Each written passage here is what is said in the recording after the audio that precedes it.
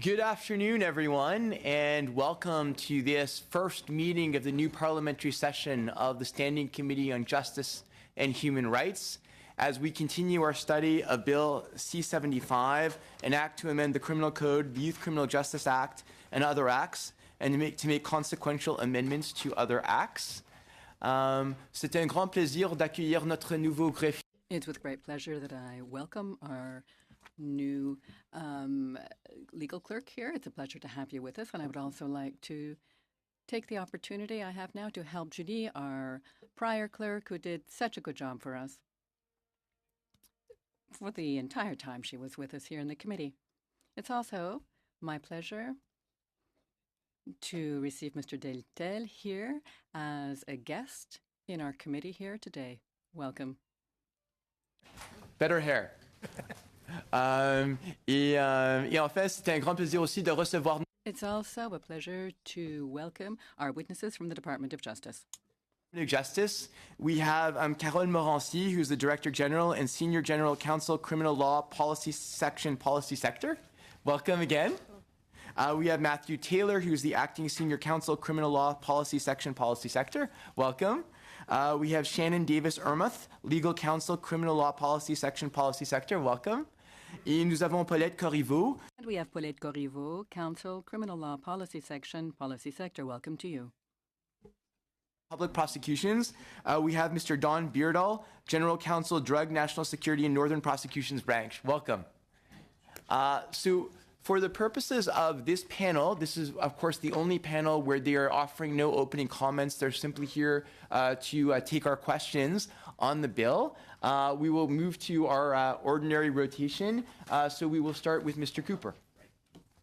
Thank you, Mr. Chair, and thank you to the officials for being here. One of the aspects of Bill C-75 is to limit preliminary inquiries. And the purported reason for limiting preliminary inquiries is to save time and speed up the process. I was wondering if the Department of Justice has calculations as to the reduction in court time that this particular aspect of the bill is anticipated to save. Are there any statistics to back that up? I'll actually take that question. Thank you very much. The statistics that are provided by Statistics Canada, the Canadian Centre for Justice Statistics does not allocate time to any procedure throughout the criminal justice process. So there unfortunately isn't any statistics with respect to time. There are a few statistics based on the number of preliminary inquiries. The Jurostat of February 2018 provides that number at, they relate to charges rather than cases, and it's 6,000, I can't read my writing here. In terms of charges, 34,698, which ends up being 3% of provincial court charges. Right, okay, thank you for that. So there are no statistics on the amount of time that it will save. The minister has spent a lot of time saying that the government consulted widely with the provinces, with a number of stakeholders and actors in the criminal justice system. I was wondering if a list of the organizations and individuals that were consulted in the drafting of Bill C-75 could be tabled. I think if I can answer that question, when the minister was here in June and received that question, she indicated that she had consulted significantly with her provincial territorial counterparts. So they were all very much engaged at the ministerial level. Officials along the whole FPT spectrum were involved. And I believe she also mentioned that through her various criminal justice system review roundtables, that she has engaged with numerous stakeholders across the board on a range of issues that included how to address delays in the criminal justice system. And certainly, if I may, just to indicate that the results of those consultations, the criminal justice system review roundtables, have been posted on the Department of Justice website, the What We Heard. I can provide the summary of that, what we heard, to the clerk of the committee, if that would assist. That would be a good start. One question I do want to follow up on, Ms. Morency, and it's a question that I had posed at an earlier meeting, and that was to get a handle on some of the reclassifications of offenses from indictable offenses to hybrid offenses. And I had asked a question, but I still am not clear as to what the answer to it is, so perhaps if you might try to help.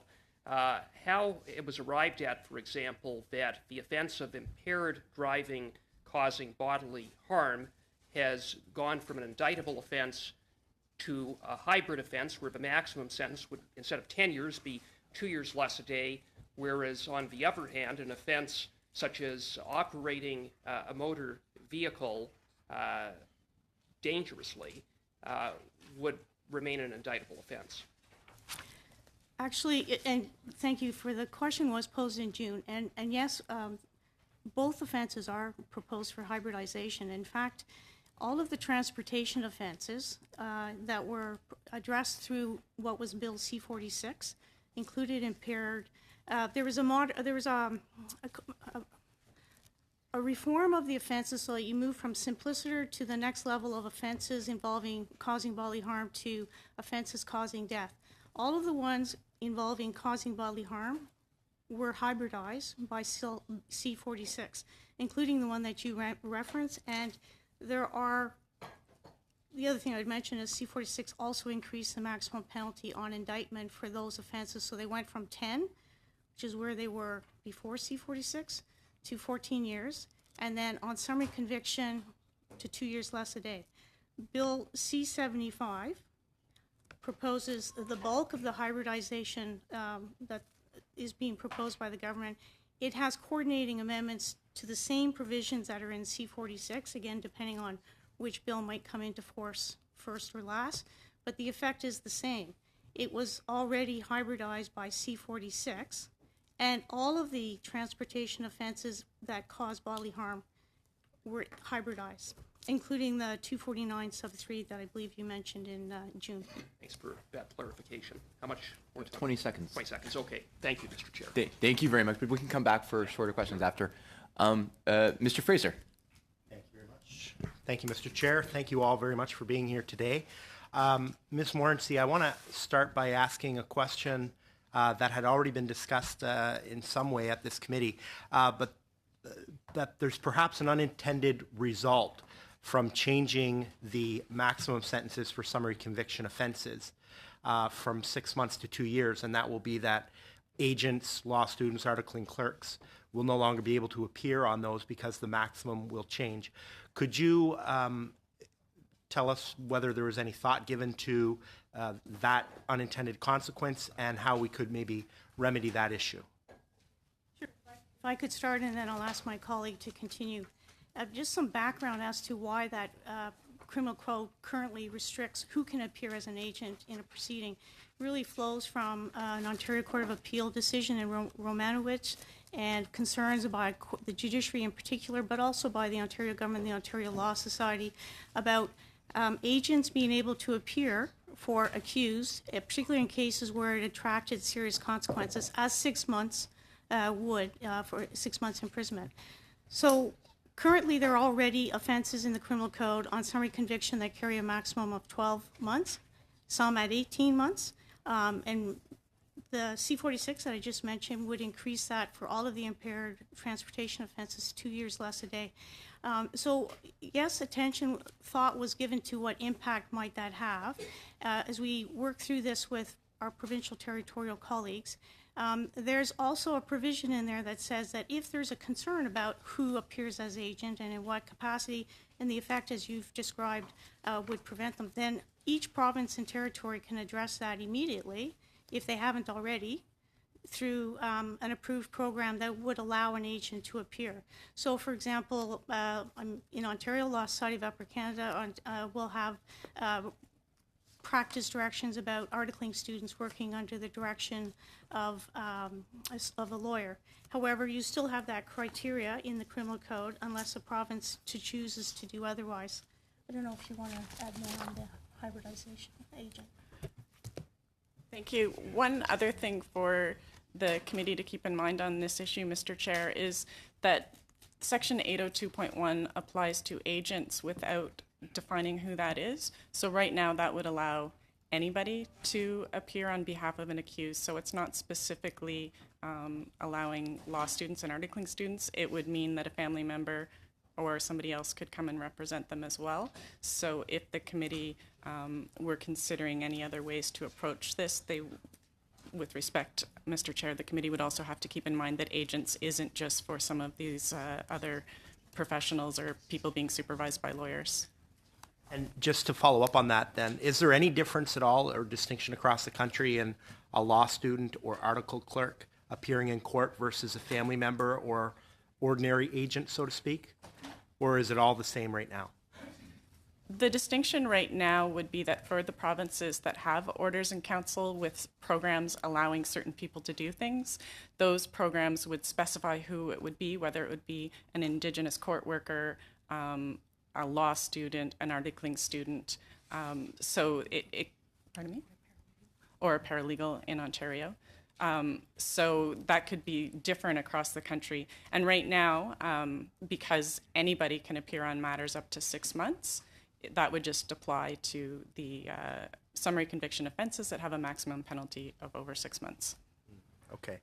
I'd like to ask for some explanation, I guess, about hybridization, generally speaking, because I think there's a lot of confusion in some circles and perhaps for lay people who aren't familiar with how the criminal justice system works in Canada as to the difference between an indictable offense and a summary conviction offense. I think there's a lot of confusion that summary conviction offenses are this new thing that this bill is bringing in.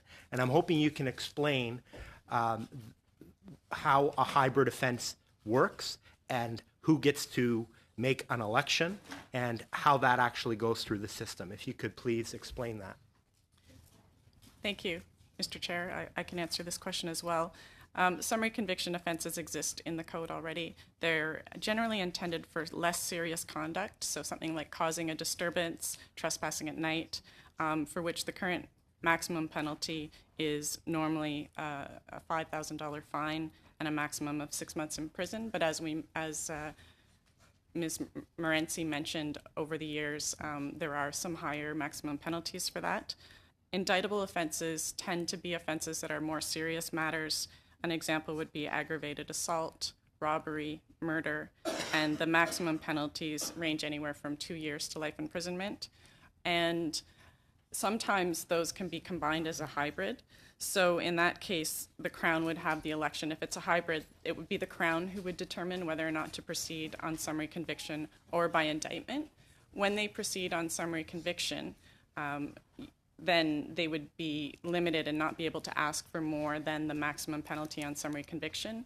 When they proceed on indictment, their maximums are different from when they proceed on summary conviction. Generally, there are more procedural protections available for the accused when they proceed on indictment, jury trials, preliminary inquiries, and the process can take longer because it's more serious offenses. So the amendments, what they would do would be to hybridize any current indictable offenses carrying a maximum penalty of 10 years or less.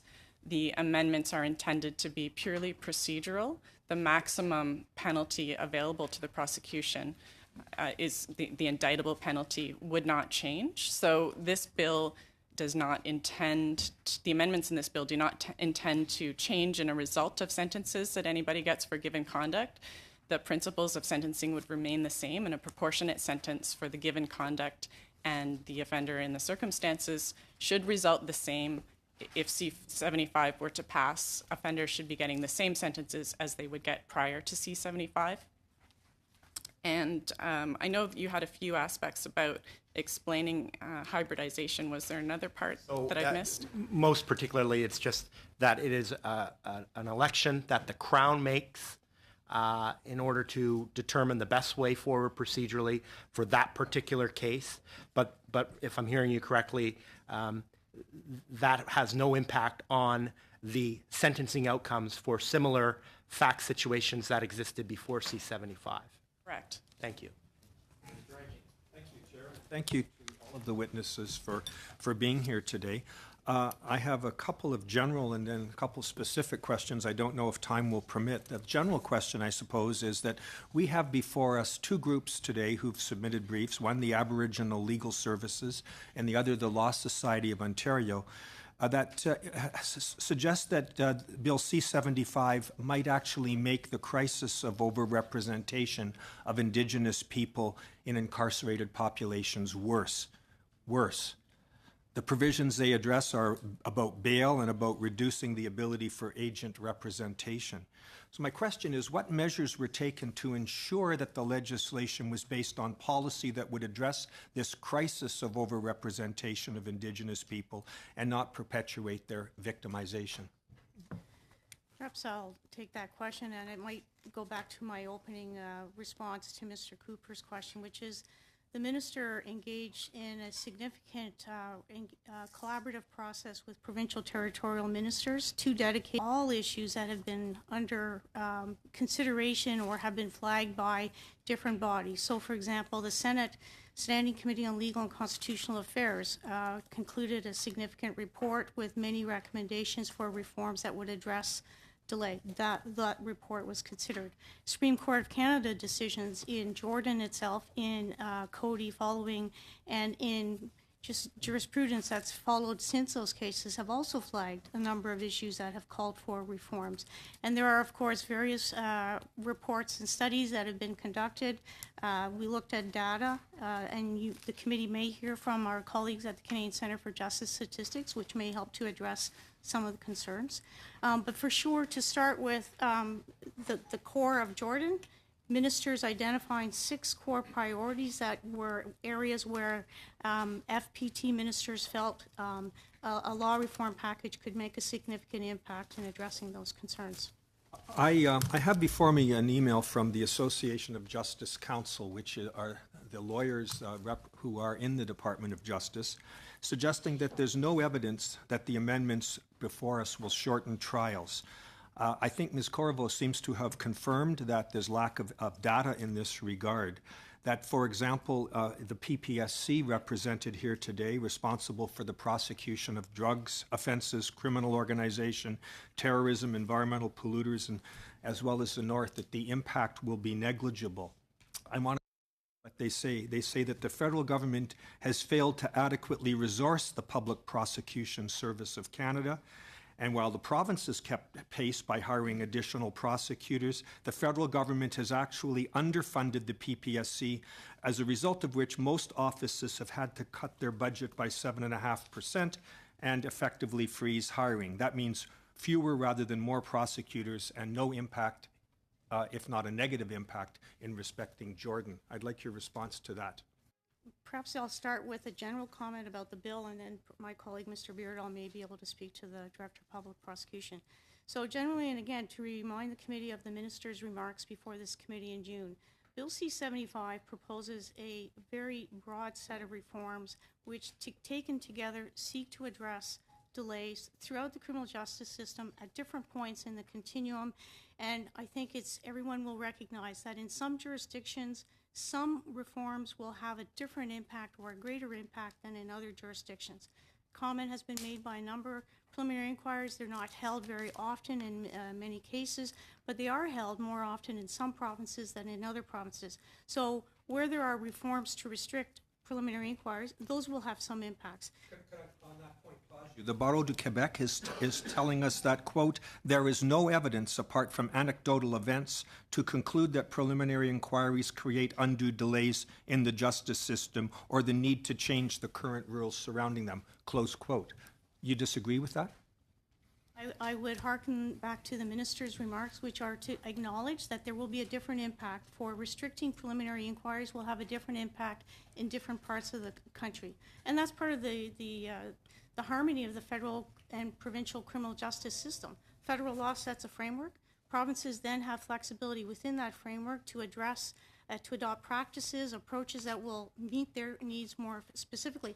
I recognize that there are witnesses that do take issue with whether preliminary inquiries in and of themselves will achieve a significant savings in time.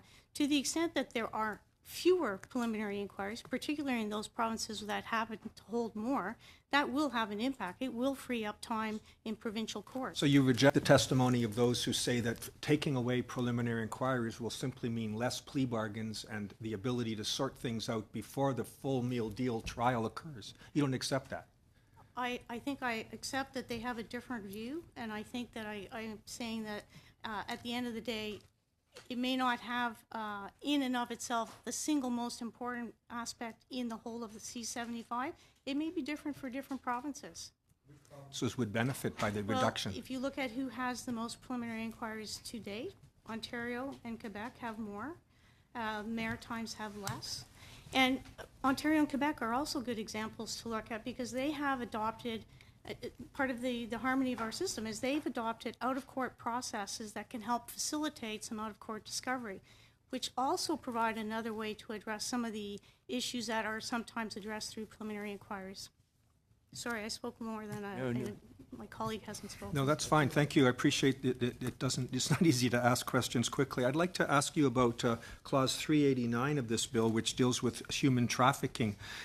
Bill C-75 puts in force provisions of what Maria Muriani's private member Bill C-452 has suggested back in a bill that got royal assent in June 2015 but was never put into force by order of the federal government. Some of that bill is back before us today. In your opinion, does the combination of consecutive sentences with the presumption of exploitation violate any charter rights? I'll take that question. Thank you. I think, as the charter statement outlines, the combination of the mandatory consecutive sentencing that exists for human trafficking offenses and the former Private Members Bill 452's requirement to impose mandatory consecutive sentencing is where the charter concern arises. It's the result of the stacking of consecutive sentences that are also mandatory sentences that raises the charter concerns. I think I answered your question, but I think you mentioned something about a presumption as well. Well, that's. I think you've Mr. probably Rankin, done may I an ask, adequate maybe job. you can come back to it Yeah. in your next. Thank you. Thank you. Mr. McKinnon. Thank you, Chair, and thank you all for being here again.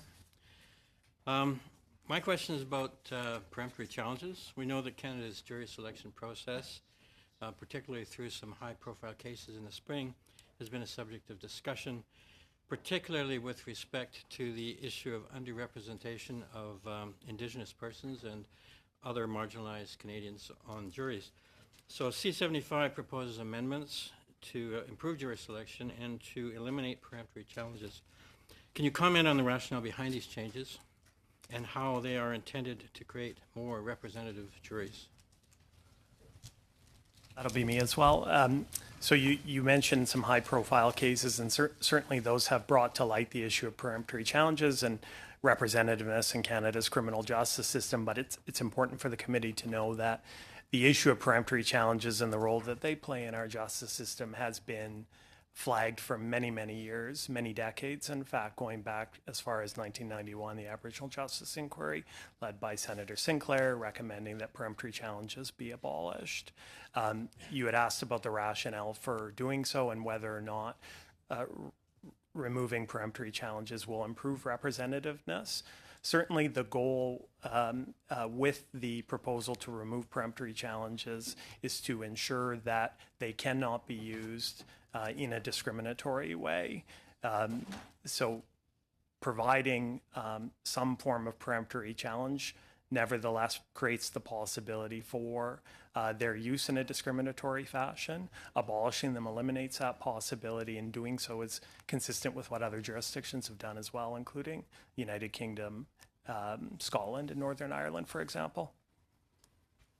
At least some lawyers, defense lawyers in particular, object to this because they feel they can get a more, I don't know, representative jury by challenging it. Could you comment on that as well?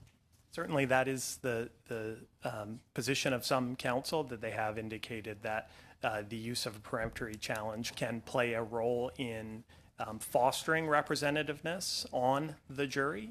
But just going back to my previous comments, while peremptory challenges are maintained, it still creates the risk of their discriminatory use in one particular case or another. Thank you. I'm going to segue now into reverse onus. So I'm referring to the brief by the Aboriginal Legal Services. One of their concerns is that the reverse onus provision on bail applications for those charged with a domestic violence offense who have been convicted of such an offense in the past. They note that one of the circumstances that arises in cases of domestic violence is that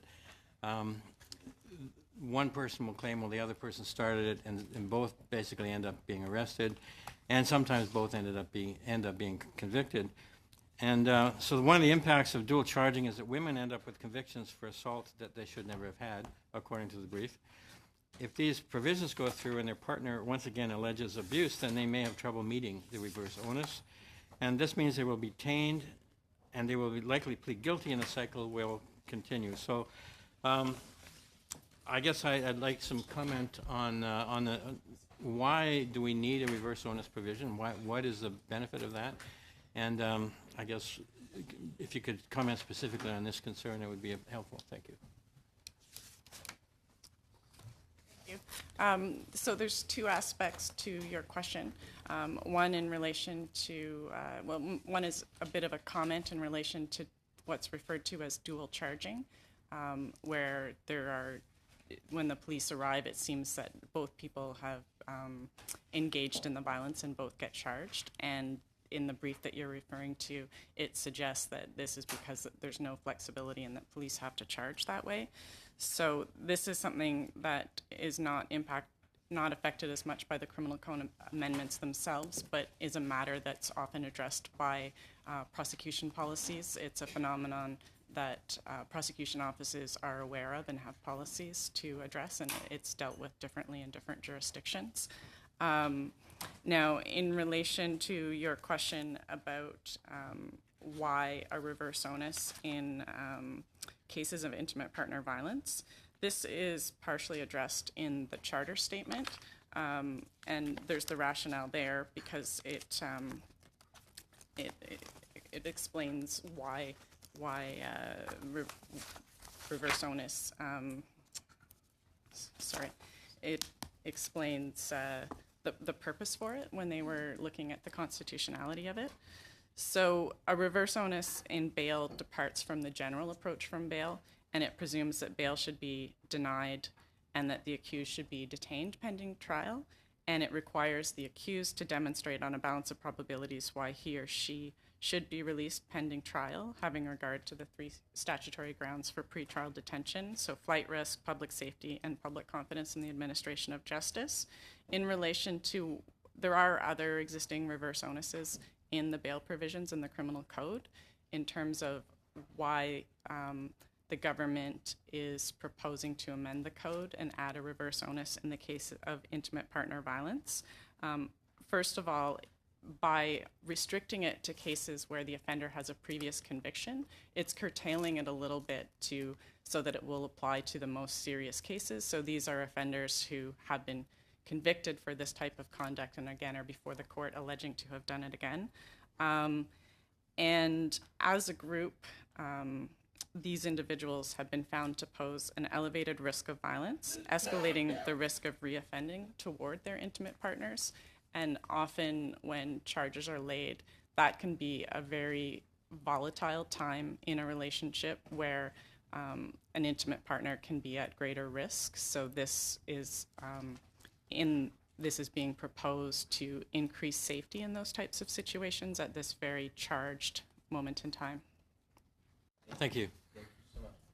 By the way, I was remiss before. I also didn't welcome Mr. Varani to the committee as the new parliamentary secretary to the Minister of Justice and Attorney General. So welcome, Mr. Varani, as well. Thank you, Chair. And now I just want to check with members of the committee who has further follow-up questions. Mr. Cooper does, Mr. Rankin does, Mr. Fraser does, Ms. Khalid? No? Mr. Varani? So I have 4 people who have follow-up questions, so I'm going to go in this order, meaning Mr. Cooper, Mr. Fraser, Mr. Rankin, Mr. Varani. Okay, Mr. Cooper. Well, I have a few questions, so I'll just pack them into one. Try to, I'll try. I asked about whether the department has any statistics with respect to limiting preliminary inquiries and reducing the backlog, and the answer, Ms. Corriveau, was that there were no statistics, so I take it there's no, perhaps you could provide an estimate. Is there some analysis that has been done with respect to the anticipated amount of time that this will save, or is there really nothing in the way of evidence in that regard? And another area that I want to ask a question on that's totally separate is with respect to judicial referral hearings in terms of how they would work. Would they occur only when the prosecutor asked for one? Could you perhaps explain how that might arise? And as I understand it, with respect to judicial referral hearings, that they're aimed at reducing the number of administration of justice offenses. Do you have any numbers or statistics in terms of the amount of court time that is taken to deal with administration of justice offenses? I think I'll take your first question. Thank you.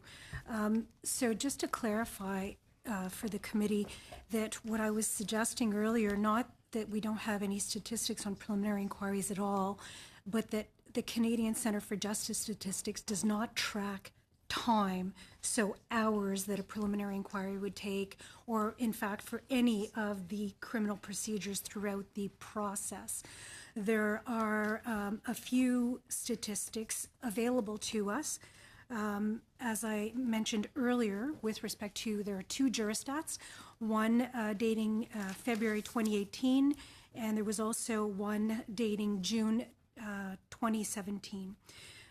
Those are summaries of statistics based on different years. For example, February 2018 was an analysis of 2015-2016 data, which was relying, as I mentioned, on charges in provincial court and allowed for some information at Superior Court. Unfortunately, the Canadian Centre of Justice Statistics does not receive data from all superior courts, so again, there are limitations there. The committee may have interest in bringing a member from Statistics Canada.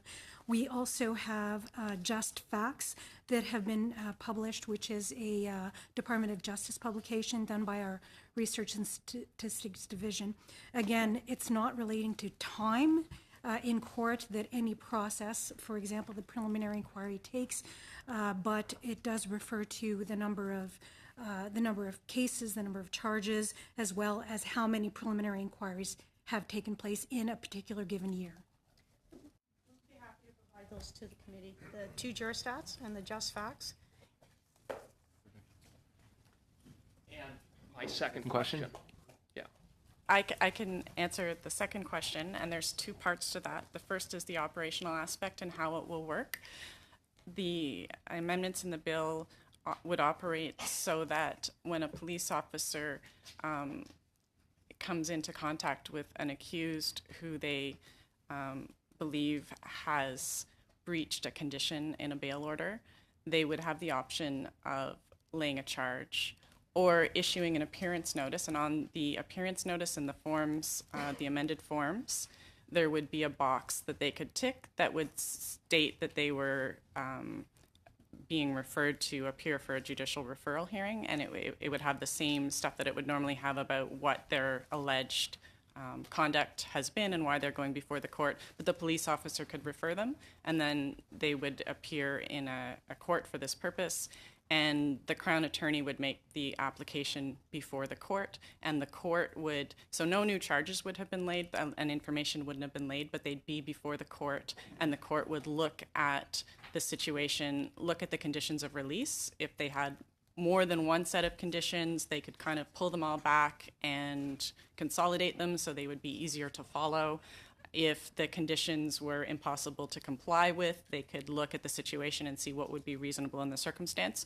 One thing that's important to remember with this is that there is an eligibility criteria for what type of administration of justice offenses this could apply for, and that criteria is that the alleged breach cannot have caused any harm to a victim. So it wouldn't be administration of justice type offenses that could implicate public safety, like breaching a non-communication order with an alleged victim or something like that.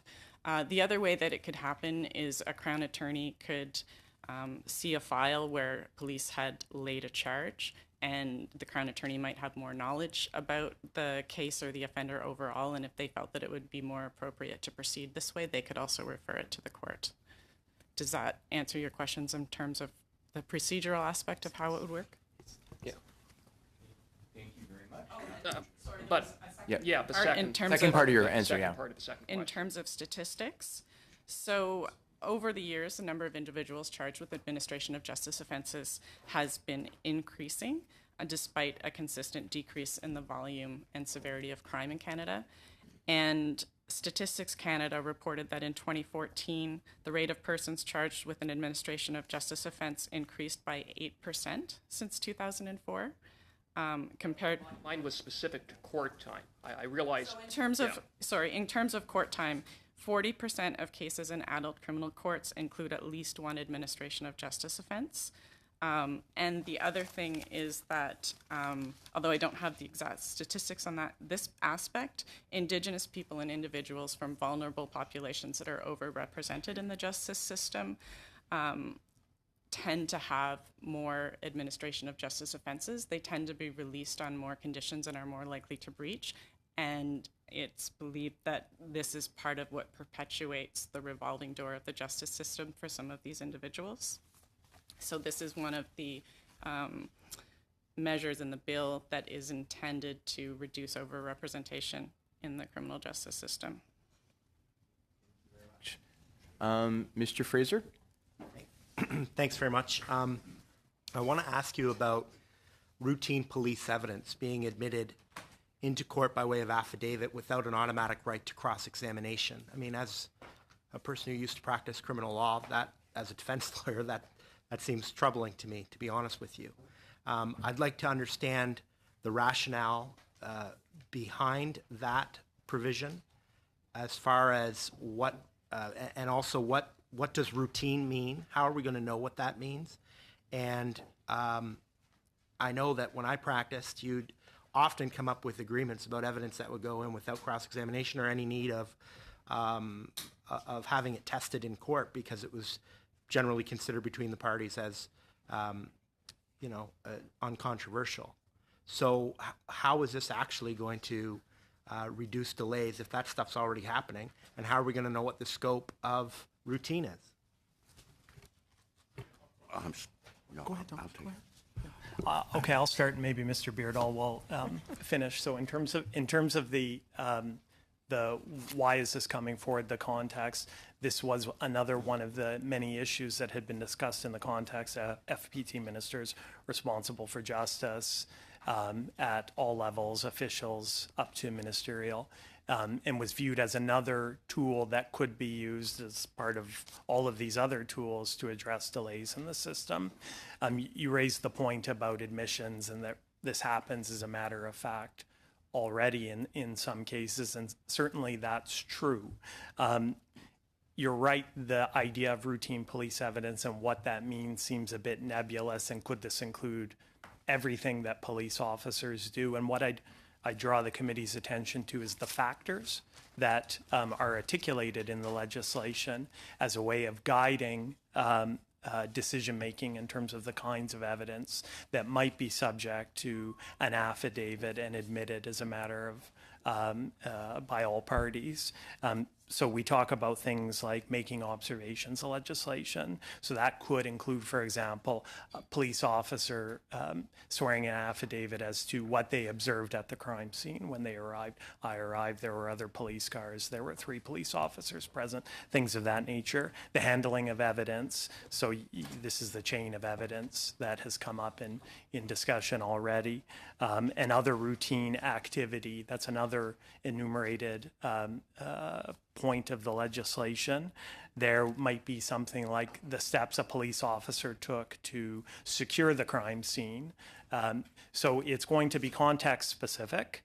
The factors that allow the judge to allow the evidence in by way of affidavit will determine the types of evidence that can be accepted. If it's central to an issue at trial, it's not likely going to be allowed through the affidavit of the police officer. If it's more peripheral and it's of voir dire rather than going to the essential elements of the offense, then it may be admitted.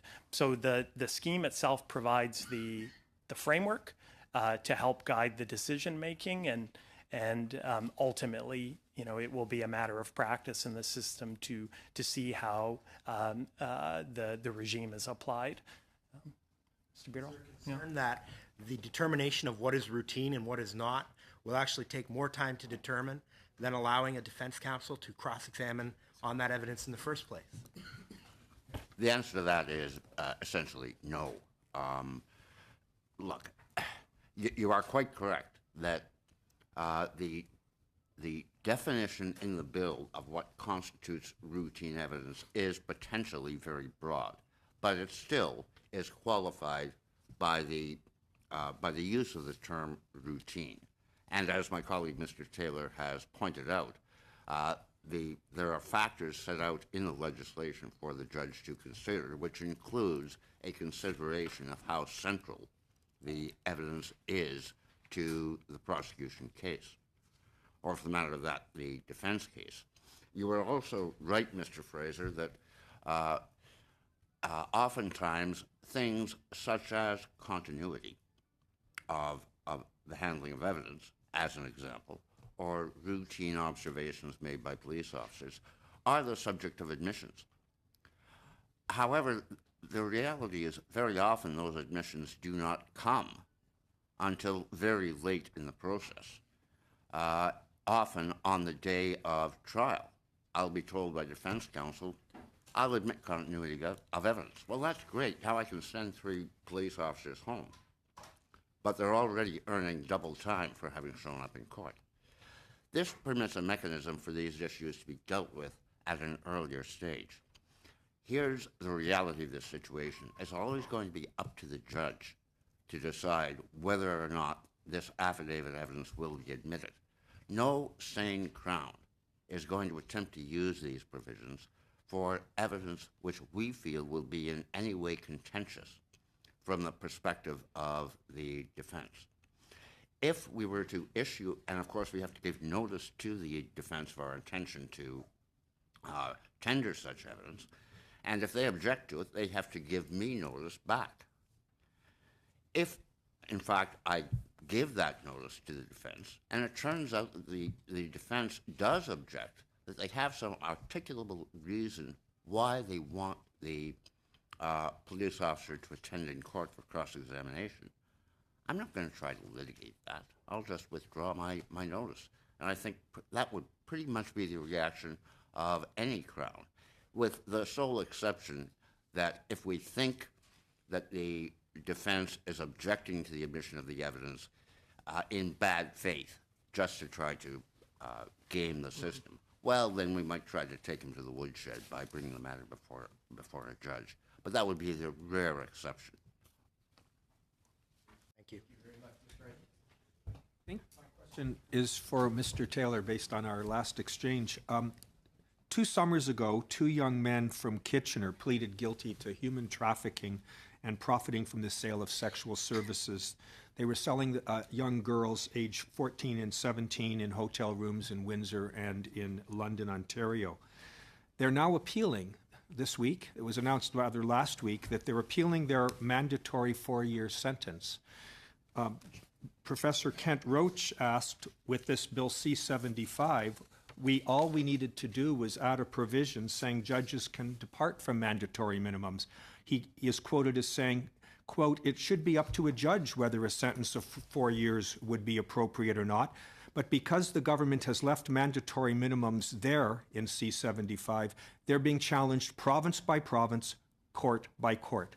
Close quote. Why didn't you do anything about this? And that would be a question that was put to the minister when she appeared in June. It's a matter of policy, and she spoke to the issue as being that the government is looking for an approach that would be able to stand test of time for a broader response than just MMPs.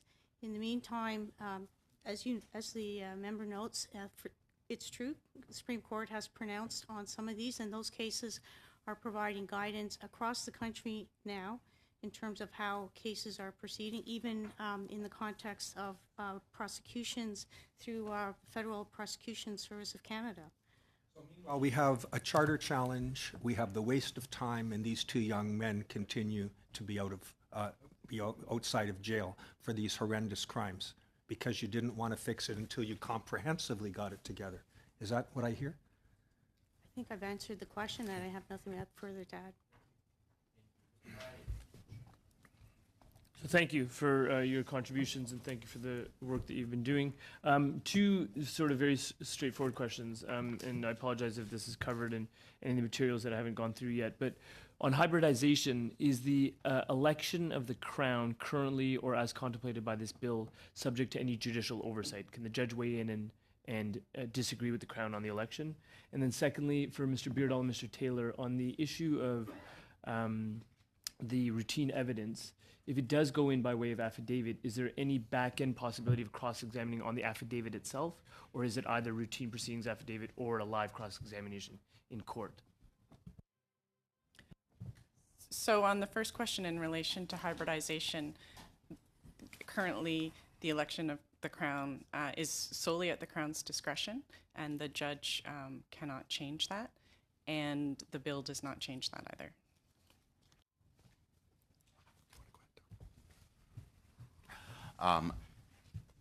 Well, Mr. Taylor can correct me if my memory fails me, but I believe that the bill does contemplate that there could be cross-examination on the affidavit itself. I doubt that that would be used very often, because if you're going to have to bring the officer to court anyway, then you might as well put him on the stand and lead him through his evidence in chief. But I suppose there might be exceptions to that.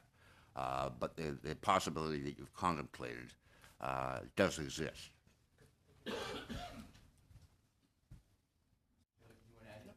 I have one brief question, if I may, colleagues. On the issue of hybridization, I've heard a number of commentators and individuals weigh in on the issue of how is the selection made, where there are similar offenses in the criminal code with similar penalties, and that there are some offenses that weren't hybridized and others were.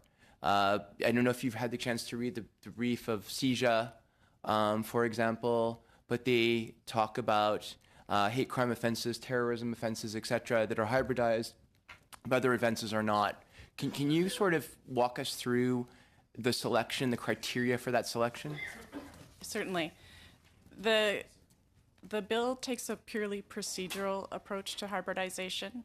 Some of the concerns that have been raised about offenses that have been hybridized are based on a concern that it makes a statement about the severity of the offense. However, as the minister has mentioned, it's a purely procedural approach. It's looking at how to make courts more efficient. So it took an entire category of offenses without looking at them offense by offense, and hybridized everything that currently has an indictable penalty with a maximum of 10 years imprisonment or less. So that's the general approach, and the idea, as the minister has mentioned, is that it doesn't change the sentencing outcome, so it's not really based on the severity of the individual offenses, but just allowing the Crown the discretion to maximize the efficiencies of the court by choosing the right venue for a given case based on the severity. One thing that I didn't mention earlier when I was mentioning about the different types of offenses is a hybrid offense generally is an offense that's recognized as having a range of conduct that's possible, and that's why it could be prosecuted different ways. Now, with a number of the offenses that are not hybridized, even if the Crown is seeking something in the summary conviction range, if it's straight indictable, it has to proceed by indictment, and there has to be the full range of procedural protections available. And I totally understand the minister is clear about that. I just wanted to just get So are you saying, because I keep hearing that there are not, that every single offense in the criminal code where the penalty is 10 years or less is now hybridized? And I have seen multiple examples where they're claiming that they are not hybridized in this bill, and I haven't found something. So perhaps you could tell me if that was the intention. So that is the intention with some of the ones that are not hybridized by the bill, and my colleague, Mr. Taylor, may want to elaborate on this. Because this bill doesn't deal with mandatory minimum penalties, it may be complicated to hybridize some offenses if, for example, the existing mandatory minimum penalty was higher than the summary conviction range. So that decision, those offenses were not hybridized at this time while the sentencing review continues. And the only thing I'd add, and I don't have the list in front of me, is as you know, Bill C-51, which is in the Senate right now, proposes to repeal a number of offenses that are obsolete or redundant of other offenses of general application.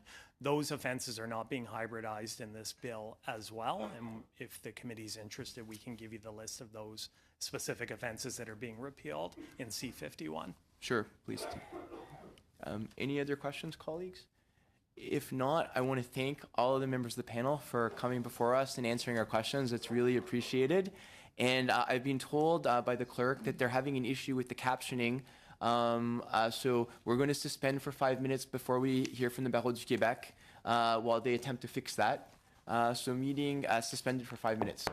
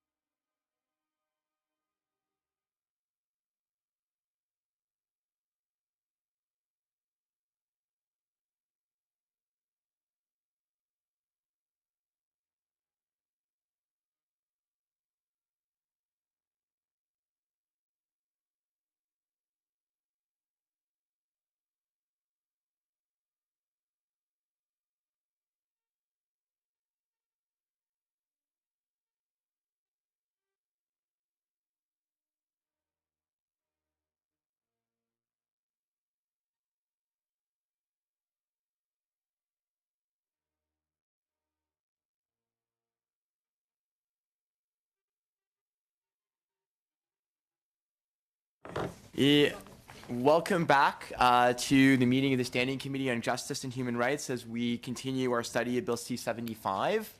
I wanted to just mention to colleagues that I wanted to just mention to colleagues before we begin with our next witnesses that there are two briefs that have been submitted that have come back from translation for witnesses that are appearing later today. So I'd ask colleagues to look at the briefs of Acumen Law and Ron Roseness whenever they can. C'est un grand plaisir It's a real pleasure to welcome our witnesses from the Barreau du Québec. We have with us here today Paul Mathieu Grondin, the bâtonnier du Québec, or the chairman of the Barreau du Québec. Welcome, Mr. Grondin. We also have Pascal Lévesque, the president, Criminal Law Committee of the Barreau du Québec. Welcome, thank you. And we have Monsieur Nicolas Legrand-Allary, and I have here an English lawyer, Secretary of the Order and Legal Affairs. Welcome. It's a true pleasure to have you here with us.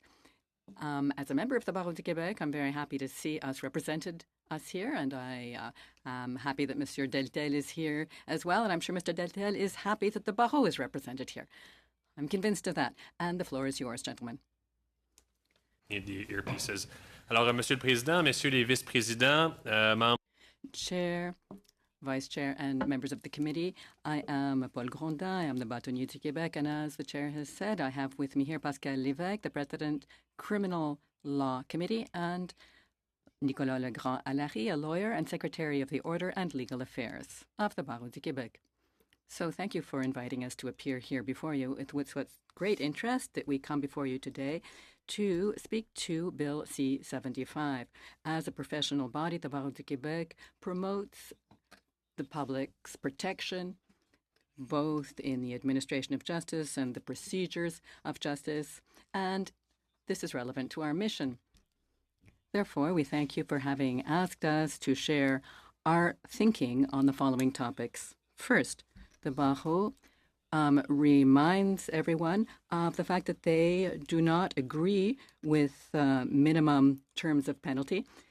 This is a first-line approach that would no longer be available to counsel and justices that allows them at present to allow for proportional sentencing. Therefore, we would like to ensure that there are mandatory minimum terms of penalty in this bill. Imposing minimum terms of imprisonment is productive for the systems of justice. The current approach seems good, but is counterproductive. It might lead an accused to plead guilty when the circumstances around a criminal offense would justify a minimum sentence if they presented the material in a certain fashion. If it were justified to impose more than the minimum penalty, the courts tend to respect that approach. This bill would have been a good chance to abandon this type of penalty, which doesn't ensure that real flexibility is available to the actors in the justice system. It looks like we'll have to wait for another bill. The Barreau du Québec feels it's important to ensure that the criminal code be amended to ensure that there be discretionary possibility that would not impose a certain types of imprisonment penalties. There are two approaches to this. S-251, Bill S-251, if you allow me, the Act to amend the Criminal Code and making consequential arrangements, and C-407, the Act to amend the Criminal Code, sentencing. So the provisions here might be included in C-75 to address this issue of minimum terms of imprisonment in the proper fashion. This is a constitutional protection that should be ensured to Canadians. The parties would no longer have to go for a charter challenge up to the Supreme Court. The minimum terms is sometimes an issue when other solutions are available besides imprisonment. We must depend on justice to apply the law in a fair fashion to ensure that the proportional sentencing principle is respected. As for abolishing or restricting the availability of preliminary inquiries to offenses punishable by imprisonment for life, The bill also strengthens the justice's powers to limit the issues explored and witnesses to be heard at the preliminary inquiry. The Barreau du Québec is not in agreement with this. By restricting the availability of a preliminary inquiry, some say that we will reduce delays in the legal system. We feel, though, that this will be an inefficient approach. It will be counterproductive. Statistics Canada tells us, and this is important, only 3% of files that are admissible for court procedures go to preliminary inquiry. The Jordan and Cody decisions, besides those, only 7% have a preliminary inquiry of that type, of those types of rulings. And there is no information to the effect that preliminary inquiries cause undue delays within the system, so we don't necessarily need to change anything here. Also, it's important to underscore that in some files, a preliminary inquiry can help to test how solid the grounds to proceed are, and this makes it easier to settle a matter, and this can reduce delays.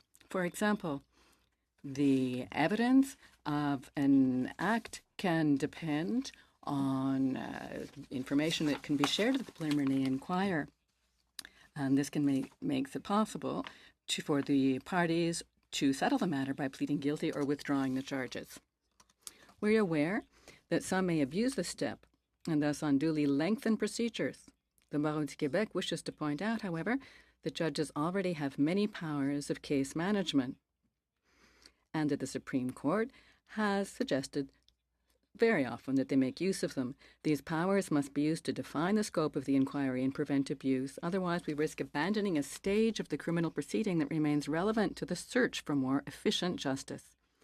In addition, the Barreau du Québec proposes as an additional measure to add to the criminal code the possibility of replacing, with the consent of the accused, the holding of a preliminary inquiry with out-of-court questioning. Pilot projects in this area have been set up in several judicial districts in Quebec and have proven their worth. So this makes it possible to deal with matters outside of the heavy legal system. The codification of these practices will allow them to allow for extending them across Canada, which will help reduce criminal delays and improve the efficiency of the system. The notion of routine the abolition of peremptory challenges, rather, during the selection of a jury. This measure appears to be inspired by a highly publicized trial in Saskatchewan for which the jury selected did not reflect the diversity of the community where the trial was being held. The Barreau du Québec considers that the measure proposed by the bill misses the mark. Of course, we find it deplorable that some lawyers use the peremptory requests to systematically disqualify prospective jurors for discriminatory reasons such as race or ethnicity. We consider, however, that simply abolishing peremptory challenges is not the answer. Peremptory challenges are always useful for litigants who are familiar with jury trials, and this is why lawyers can perceive through the words and nonverbal languages of potential jurors, which will be able to listen objectively to the evidence to be presented and be able to make an impartial judgment about the evidence. They also ensure that the accused accepts legitimacy of the jury and, by extension, the verdict and sentence that will be pronounced. Important to say as well, peremptory challenges are often made with both sides agreeing to the challenge being made. The Barreau du Québec believes that the composition of a jury must show the diversity of Canadian society, and the judge should be able to help that choice be made appropriately. When juries are not representative of a community, the judge, by holding a hearing to this effect, could appoint juries to ensure that some members come from different cultures and backgrounds. And I should mention that most lawyers, in fact, the majority of counsels, use peremptory challenge in good faith. Now, the impacts of amendments for the Supreme Court. By significantly increasing the number of hybrid offences and imposing a one-year limitation period on summary conviction offences, the Barreau du Québec is afraid of the potential impacts that this could have on appeals in Superior Court. So we want to make sure that there are more resources for Superior Court so they can deal with increases in volume without increasing delays that we're actually trying to reduce.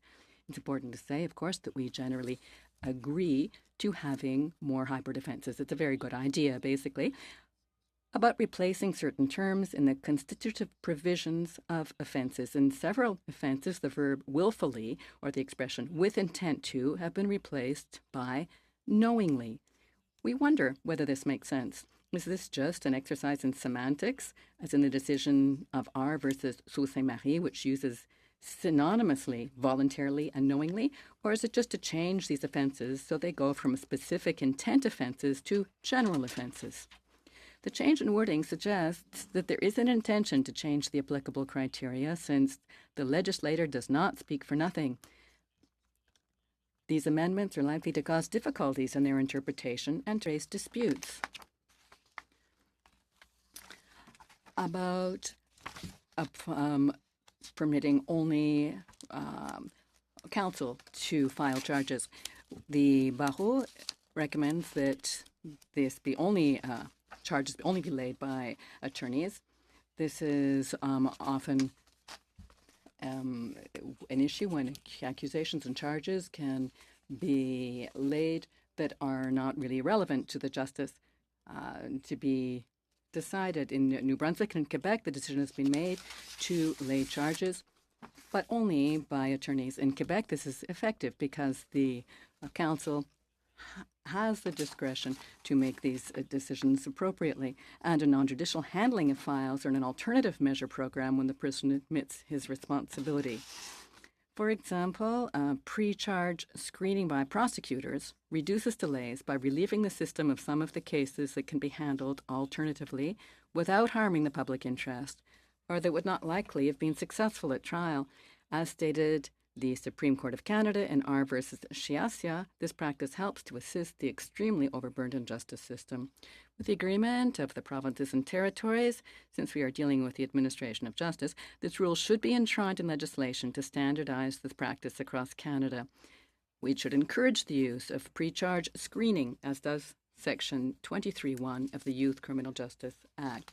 To conclude, these are the principal issues that the Barreau du Québec wished to touch on with you, Chair, members of the committee, in regard to C-75. And these matters are discussed in greater depth in the brief we have provided you with, which is also available on our website. And we hope that our presentation will have provided you with enough information today and has underscored the areas where we would like to see the bill changed. Of course, there are many good things in the bill, and we decided to use our time effectively by speaking only to the issues where we would encourage changes. And we're available to answer your questions. Thank you, Chair. Thank you very much. And I do note that in the brief, you clearly stated that you supported other areas of the bill. To the witnesses, Monsieur Grandin, you touched upon preliminary inquiries, and you noted that in terms of the percentage of cases involving preliminary inquiries, that it's only around 3%, in other words, a very, very small piece of the larger criminal justice system in terms of court time. And you suggested, in light of that there isn't evidence that preliminary inquiries are part of the problem in terms of backlog, and I agree with you, but would you agree that by limiting the scope of preliminary inquiries, that in fact, rather than reducing delay, delays may increase? One of the concerns, for example, that has been cited is in terms of the discovery process with respect to motions before trial, but with the limit, virtually the elimination of most preliminary inquiries, but now that's going to be pushed over into trial, which could result in trial delays. Alors, je pense que vous posez une très bonne question. Donc, évidemment, on sait. I think that's an excellent question, and we have asked that question ourselves. In truth, you need to know that there's something positive, though, about preliminary inquiries. They often favor out-of-court agreements, so there's no real information about whether that's 2% or what percentage is helpful. But there's a flip side to this equation, so keeping them sometimes makes it easier to solve issues and avoid going to trial. hard to say how often. But in preliminary inquiries, of course, it would be important in this matter not to throw the baby out with the bathwater. You about routine police evidence and the position of the Quebec Bar on routine police evidence. Perhaps you'd like to comment on that.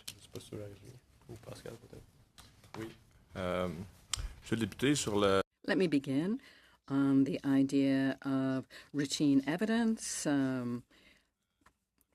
routine police evidence for the committee. Well, when we look this over, the very concept of routine police evidence can be confusing as to what's actually involved here. Often, people around the table, when we were discussing it, who were, in a sense, representing defense counsels, were saying that, you can debate this to the ends of time, because the prosecution might say, oh, no, this is perfectly a routine matter, no problem.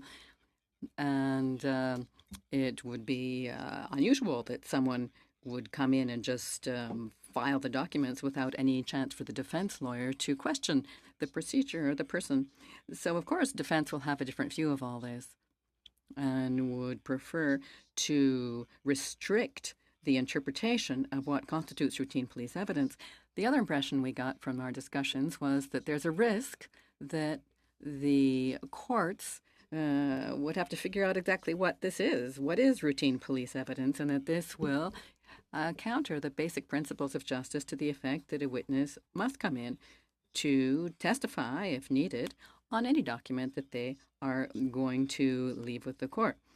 So elements that are considered to be routine. Let me give you an example. For example, the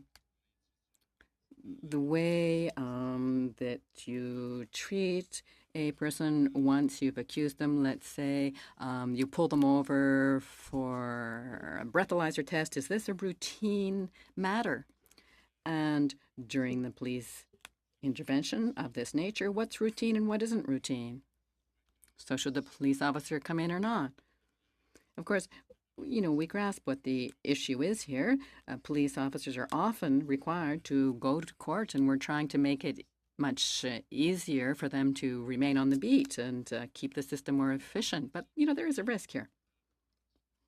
This is a solution in search of a problem that doesn't exist, in as much as it, in fact, will create a new hurdle in terms of requiring seeking leave. And then when I look at the factors that the court would consider, it would include things such as the nature of the proceedings, the extent to which evidence is central or peripheral, whether and the extent to which that evidence is expected to be contested, the accused's right to make full answer and defense, etc., etc. It seems like there could be a whole lot of litigation involving sorting that out. Ça se pourrait, mais aussi... Possible. And here I'll try to present the other side, flip side of the matter.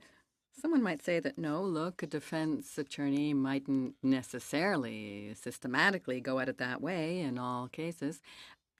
Basic police evidence would likely be filed one way or the other. But as we both know, sometimes it can be a very small element in a file that can lead to a great debate and be quite litigious. And that's the sort of thing that slows down the judicial system. Also, why only routine police evidence? Why not the routine evidence of other experts? Expert in any area, let's say an accountant. It's difficult to say ahead of time exactly what, including this provision, should to come into force, what life it'll take on, what will the results be. There will be situations where the prosecution will have an opinion about what constitutes routine police evidence, and the defense will have a different idea of what constitutes routine police evidence. Mr. Boissonneau. Thank you, Chair. And thank you to all the witnesses for being here with us today. I have a question of a slightly philosophical nature, but it does speak to fundamental issues of democracy. You are the Quebec Bar, and so you're here to deal with these sorts of things.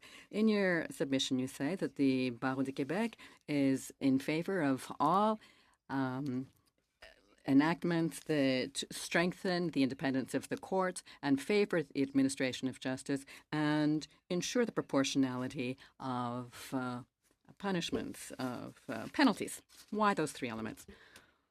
Well, that's a constitutional matter in a sense. A number of elements there are well known to bars across Canada and, of course, the Barreau du Québec. Keep in mind that our legal system is complex and costly, and we're continuously trying to improvement. One thing we do well in Canada is ensure that our legislative process remains independent and that our judicial judges are independent. Here we have given a judge the discretion to apply a penalty which is not a minimum penalty.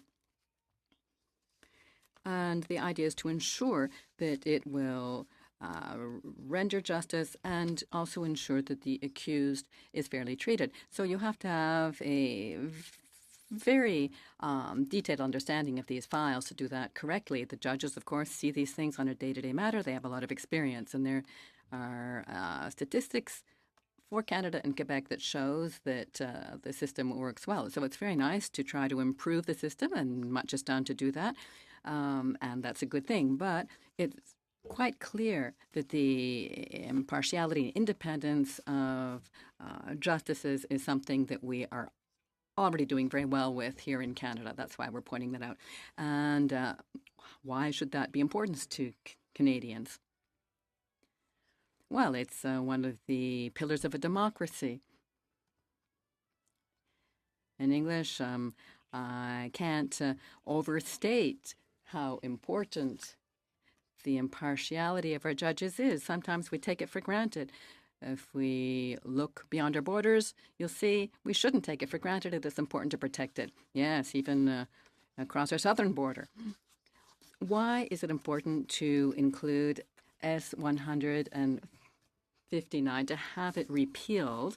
And this is a provision related to discrimination and consent, sexual activities with consent or not.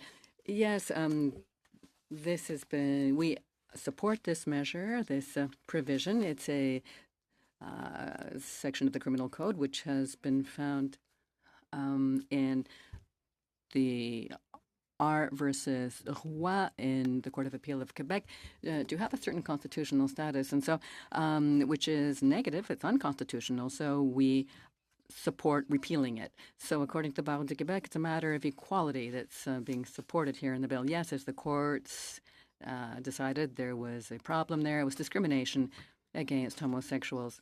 As for hybrid offenses, you support this approach. Could you tell us why it's advantageous for people now before the courts to have this new approach, this hybridized offenses mix? Well, it allows for more flexibility. It allows the first-line justice actors, for example, the Crown Prosecutor, to have a flexible approach to offenses. If you have these hybrid offenses to work with, you can ensure that, let's say, you have an indictable offense, but the defense says, well, you know, I'll plead guilty if you make it a hybrid offense. Then that's gives you some elbow room. If the facts, of course, are relevant, if the facts show that it's a very severe matter and that the person really should have a penalty of imprisonment, then the Crown Prosecutor might accept a hybridization of the offenses and proceed to prosecute by summary conviction. And the two attorneys then counsels would agree on how to proceed, and this would free up some of the justice system, but would also ensure that justice would be done. So at the bar, we say that anything that improves the flexibility and elbow room of people on the first line is a good thing. So it allows for appropriate sentencing, but also gives flexibility to the frontline workers in the justice system. Yes, the Parliament of Canada, of course, is called on to define criminal law. But of course, we can't foresee every possible case. It's really the counsel involved in applying the justice system that have to deal on the front line with the real facts. I often use the following analogy. The penalty, the sentence, must be just and really be proportional to the offense and as clearly linked to the offense as possible. And there are local factors. The judges know people in their areas, in their territories, and so on. So the more flexibility you give, and for probation office, police officers, judges, counsel, who know who they're dealing with, the more flexibility you give them, the more you ensure that justice is done. Removal is an equality move, making sure the independence of the judiciary is fundamental to democracy, and then we can bring everything into the 21st century with video conferencing. Pourquoi c'est important d'avoir le recours à la vidéoconférence? Why should we use video conferencing? Well, yes, that is an important factor. It's a matter of ensuring justice across all territories and all regions. These are all important elements. 1950 wouldn't necessarily be able to envisage such things, but now with the technology we have at our fingertips, yes, video conferencing is possible, so we must make use of it. Of course, it's important to ensure that certain hearings are held in person, but yes, remote appearance is a good idea in general. Mr. Boissonnaud, thank you. Mr. Reiki, welcome. Welcome. I would like to congratulate you and also thank you because I think that your brief has been of great use to the proceedings of the committee. I have two questions. First, as for preliminary inquiries, page 6 of your brief, the Barreau suggests additional measure of adding to the criminal code the possibility of replacing, with the consent of the accused, the preliminary inquiry by out-of-court discussions. And pilot projects of this nature have been set up in many areas in Quebec and have shown themselves to be useful. So here's my question. What are the results of these projects, these pilot projects you've mentioned in Quebec? And is it true that they save time and also protect the accused's rights? Yes, here's how it works. The accused accepts being sent directly to trial with no preliminary inquiry. But nevertheless, there are discussions outside of the court, and I must point out this does not happen at the normal court settings. And often it's helpful when there's a testimony shared that could be used in trial. Often what this allows for is reduced delays, better preparation of the file, of the case. And these pilot projects are still underway, so we don't yet have statistics on them. We haven't analyzed the data. We haven't seen how many of the cases have been settled out of court. But the experience of our members who are running these are aware of what's going on out in the territories are clear. They think this is a very good avenue and this could replace preliminary inquiries. Second question goes to page 8, intimate partner violence. Here's what you say. We feel that information and education must continue to inform victims of domestic violence of the resources that exist to help them. Community resources, in turn, should encourage victims to report their abusers to the police. Finally, to prevent acts, or at least recidivism, we must also look to develop resources for people who have difficulty managing their aggression. Domestic violence as a societal problem should be everyone's business. And I fully agree with this statement. So what resources are you considering? Are these preventive resources, preventive measures? And if so, are they federal resources or are they provincial resources? Yes, we do mention this in our brief. We have in the past participated in hearings at the provincial level for this type of resource creation. So yes, provincial is what we're aware of. But basically, intimate partner violence, family violence is something that everyone must work to reduce at all levels of government. And in as much as it's constitutionally permitted, every level of government should get involved and provide resources, funding local groups or providing structure. The reform of the divorce law in Bill C-78, for example, criminal law can play a role. Thank you. Thank you very much. You're out of time, but... And now on to Mr. Fraser. Thank you, Chair, and thanks for being here today as well as for your brief, which is very useful to us here on the committee. One thing that I noted in your brief is that you favor reclassifying some offenses. Could you give us an explanation of why council might choose to use a summary conviction offense classification? Why would that be useful when it's chosen? And I hope you agree that it will help reduce delays. Could you tell us a bit more about this? As I was saying earlier, let's say that a Crown prosecutor has before them a case which is being prosecuted by indictment.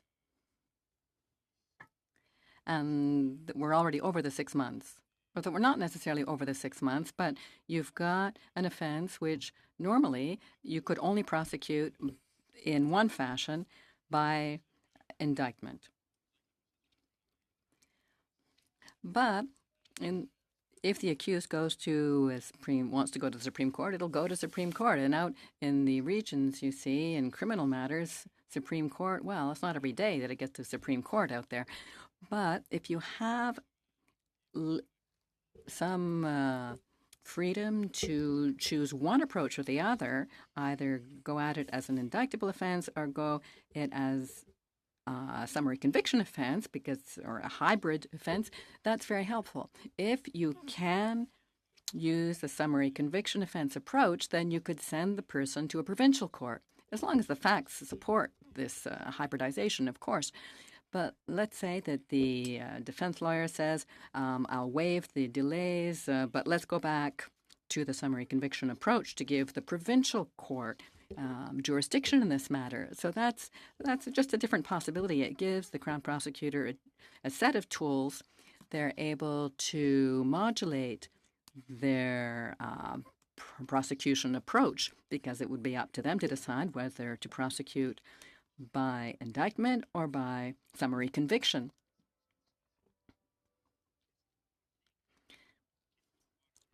Do you think this will have an impact on sentencing? The facts would not change, of course, in any given case. The principles in the criminal code for sentencing would be remain unchanged. Some people are saying that no, that the sentencing would be lighter for a given set of facts. Do you think that's a real concern? I would say, Nicolas, you're welcome to add something if you'd like. If the facts remain unchanged and they're, aggravating factors or not, if they're facts are what they are, then obviously you might be managing this in provincial court instead of federal court. But if the Crown prosecutor is convinced that the provincial court and the provincial justice has sufficient leeway in matters of penalty to deal with the case, I don't think it will make much difference to sentencing. It will make a difference in the process used to get to sentencing. Do you have an opinion about any possible difficulties or problems with regard to articling clerks and law students who wouldn't be allowed to represent clients who are being prosecuted by summary conviction. Is there anything we could do to manage that issue? That's a very good question. Of course, we are the Barreau du Québec and paralegals and articling clerks. Mostly this is an issue in Ontario and other provinces, so we don't really want to say too much about it. Over to you, Nicolas. Yeah, let me just specify that this is a problem that we heard about as we studied this Bill C-75, but it's not really something we see in Quebec, given how we organize our articling clerks. Yeah, we don't really have paralegals in Quebec, you see. Thank you very much. Thank you. Colleagues, any other questions? Mr. Deltel. Mr. Rankin. Anyone on this side of the table? Let's begin with Mr. Deltel then. Thank you, Chair. And welcome, gentlemen of the Barreau du Québec. Welcome to the House of Commons. It's always a great pleasure to see you, and I'm very happy to be replacing the MP of Bear Sound, Muskoka, and I'll be happily sit in again at any other time. This is a very interesting committee. 2 questions for you, the minimal sentences, but first let's talk about Canadian diversity. Of course, we favor the principles here, but how should we apply them? What do you suggest? Should we apply across Canada the statistics of Canadian diversity, or do we go district by district? Here's an example. According to Statistics Canada, over 20% of Canadians were born outside of Canada. Toronto, though, 50%. So should we try to reflect local reality or provincial reality or national reality in our court system? Very good question, Mr. Deltel. Here's what we have suggested in our brief, that we leave the matter up to the judge at trial, given that they are best placed to judge the Canadian, perhaps, but also local reality they're faced with. So if the justice is asked to make these determinations, then we felt that we would just leave it at that and not push the matter. So for us, we say that if diversity is not representative, or if counsels on one side or the other act in bad faith, they're using peremptory challenges of jurors to set aside artificially certain parts of Canadian society, then the judge might be asked to determine whether the ground of challenge is true, and that's appropriate according to us.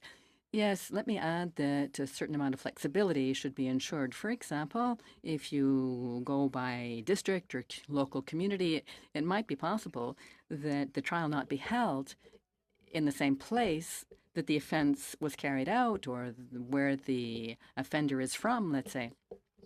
But the basic issue is to ensure that there be no bad faith leading to a lack of diversity. It's really responding to a specific problem that a judge might make a determination and solve the problem, ensuring that 1 or 2 jurors sit to represent diversity.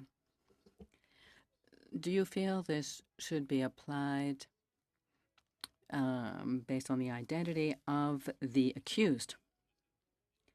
Well, in some sense, perhaps that's what we're trying to avoid. We're trying to avoid there being an issue of diversity which favors or disadvantages either of the parties. That's what we're trying to avoid from all sides, of course. And despite the fact that jurors may indeed be in very good faith, whoever they are. So it's a difficult issue. That's why we preferred to leave it to the presiding justice to make the wisest decision based on the case. I understand indeed why you are being so careful in your comments, because this is a very troubling area. And it's not very clear. So if you leave it up to the judges, well, Does that solve everything?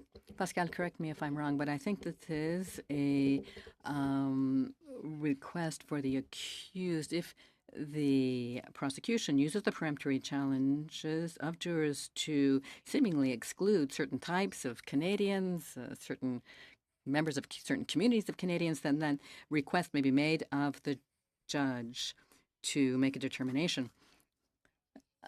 And that, of course, leaves a good deal of leeway for the judge to decide what the grounds of challenges should be or are. So if you understand you correctly, the judge should have all the leeway they need to ensure that the justices represent Canadian diversity. Well, clearly this might come up, but only if peremptory challenges of jurors are made. And then the judge should make the determination. Let's say that an accused is a member of a racialized group and that no juror is from that very group. Or let's say all 12 jurors are members of the racialized group. Who's right and who's wrong? It's a good question, Mr. Detel.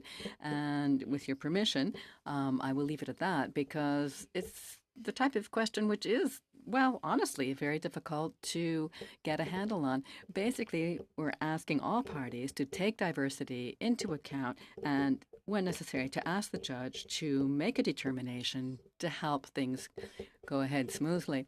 Very difficult to say more than that. If, with your permission, even before you're getting to the jury selection process, if you're up to the 6th or 7th juror and you can see that there's a large part of the community and an issue in the file which starts to look like you're going to have a non-representative jury, then one party, this is what we suggest, that one part or the other might say, Justice, Madam Justice, or Sir, we of course want to ensure that the jury be representative, and we would like you to intervene and to help us determine who the last 3 or 4 candidates should be to ensure that there be at least one juror representative of, that part of the population. That's just an example. Over to Mr. Rankin now, I'm afraid. 6 minutes have elapsed. Mr. Rankin. Yeah, that was a good question. Let me go back to the issue of restricting the availability of preliminary inquiries at page 6 of your brief. I think that's your conclusion. You say that there is no data, but only anecdotal evidence to the effect that preliminary inquiries generate delays and there is any need to change the current approach to them. So, may I conclude that the Barreau du Québec is opposed to the changes suggested in the bill and does not support restricting the availability of a preliminary inquiry to certain offences? And if so, could you just say a bit more about it? Our quick response is yes. What we say in the brief is that we suggest a solution. It's very nice to say that something is wrong, but it's also a very good idea to suggest an alternative. So as I was saying, there are many pilot projects across Quebec now where an accused has been cited for trial, but that there are some preliminary discussions being held out of court, and we will soon have some statistical data to tell you whether this is being helpful or not. Only 3% of files which might have a preliminary inquiry actually do hold a preliminary inquiry. And in cases where the delays are longer than the Jordan one, we find that only 7% of them go to preliminary inquiry. So we don't want to exaggerate the problem if it's not really something that should be insisted on, especially if preliminary inquiries sometimes also allow for reducing delays. Let's say there is a guilty plea that comes out of it or general agreement by both counsels based on what's shared at preliminary inquiry. So sometimes it helps improve the system. Let me add that In the past, the preliminary inquiry aimed to ensure a discovery of evidence. Now, the rules on discovery evidence set by the Supreme Court of Canada does still support preliminary inquiries for that purpose, but also says there are, other issues, guilt and deciding on guilt and so on. So there are various other reasons why the preliminary inquiry should be kept, not only the discovery of evidence. So, picking up on Mr. Delte's question on peremptory challenge in jury selection. Of course, we've heard cases where it might have been used for discriminatory purposes, and in Great Britain, for example, it's been handled in a specific way to avoid that. So what are the reasons why you would challenge any potential juror that would not be well-founded, not for cause?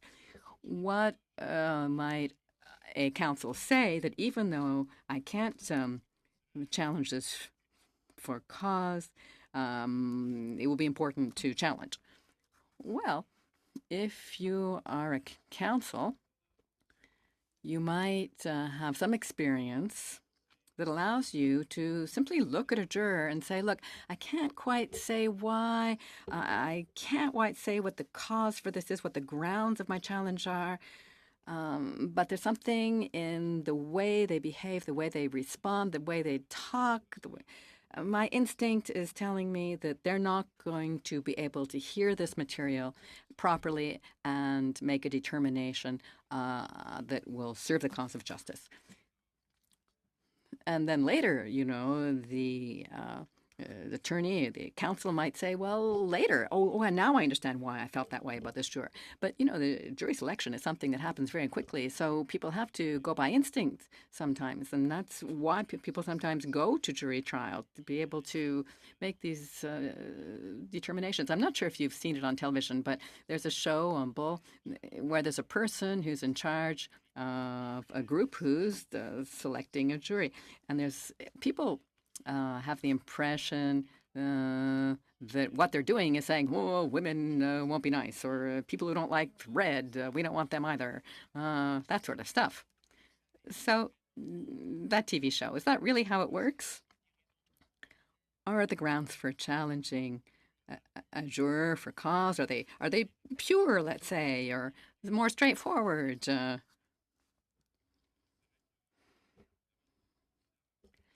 Well, in the United States, there's a great deal of studies been carried out on potential jurors. In Canada, we haven't studied this matter as closely. Often, though, our general impression, let's say, of how these matters works comes from the United States and U.S. TV shows, let's say. Basically, it's a matter of experience. A counsel might feel, someone of that age, this potential juror is not of the right age to really be sensitive to this issue. They won't really understand what's going on, and so on. But we don't really have a lot of sociological data, university studies from the Department of Sociology that tells us, yes, this type of juror is the right one to have. They will be more sensitive, more aware of the issues I'm trying to get across to them, and so on. It's really by instinct that we go at this. Something as silly as, this person is looking at their feet, they won't look me in the eye, they hardly speak up, we just don't really want them as a juror. And the examples in civil cases in Quebec and Canada, there aren't that many civil trials of that nature. The criminal trials have a lot of rules around them, but it's really a matter of gut feeling, the gut feeling of the counsel, who will say, like Pascal said, someone who's, won't look you in the eye and so on. So, in peremptory challenges of jurors is a process which is imperfect, and basically you have to make a determination about the ground of a challenge that may have an effect on someone's release. So it's very important to ensure that society, public confidence, administration of justice are respected, and the accused is respected as well. That everyone maintains confidence in the administration of justice. We often have to fight off the impressions you've brought up that all this is done in a backhand fashion. Yes, people often have a very bad opinion of peremptory challenges due to that type of societal myth. Thanks to all of you. It's been very interesting to hear you, and I think that we were all very happy to spend time with you and to hear your testimony. Thanks again. Well, we ask the next panel to please come forward.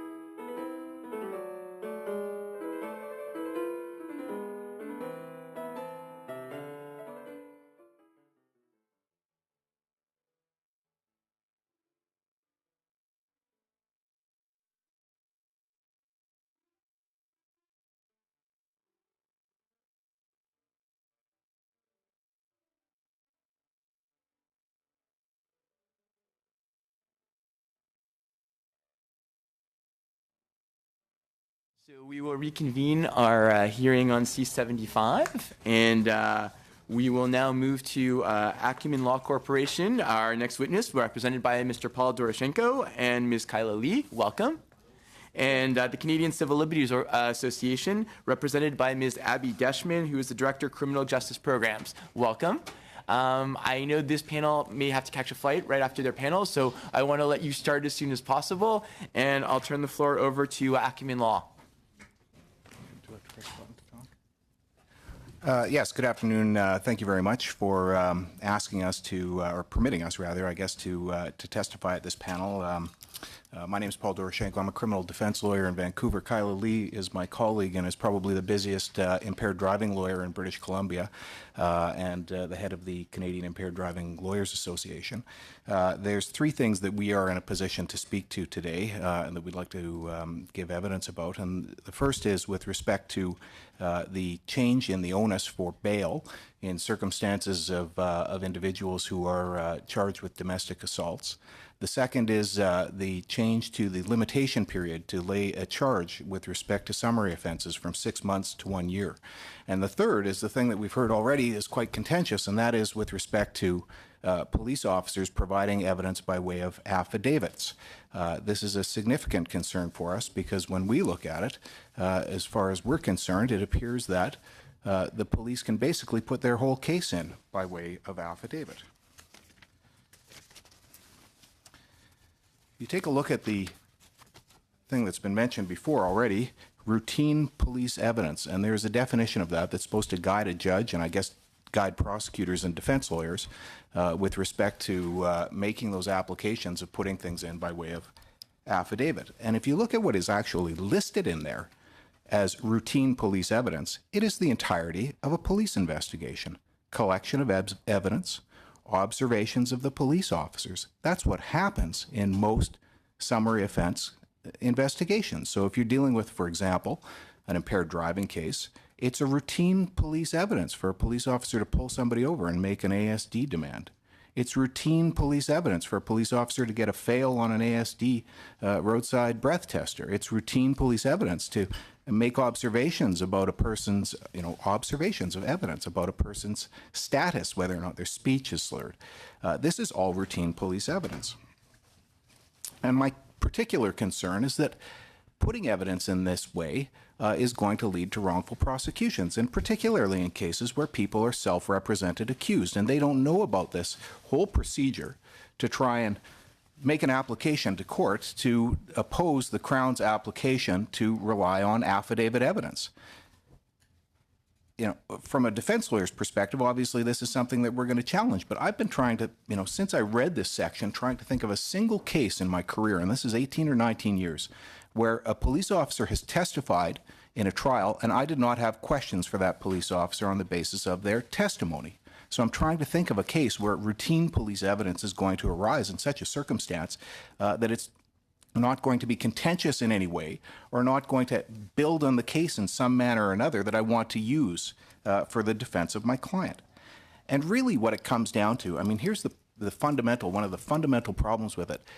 We have to put our client's argument to the court. We have to put our version of events to the witnesses who are presented in court. So if the Crown shows up and they proceed by way of this affidavit only, how do we put our version of events to that person?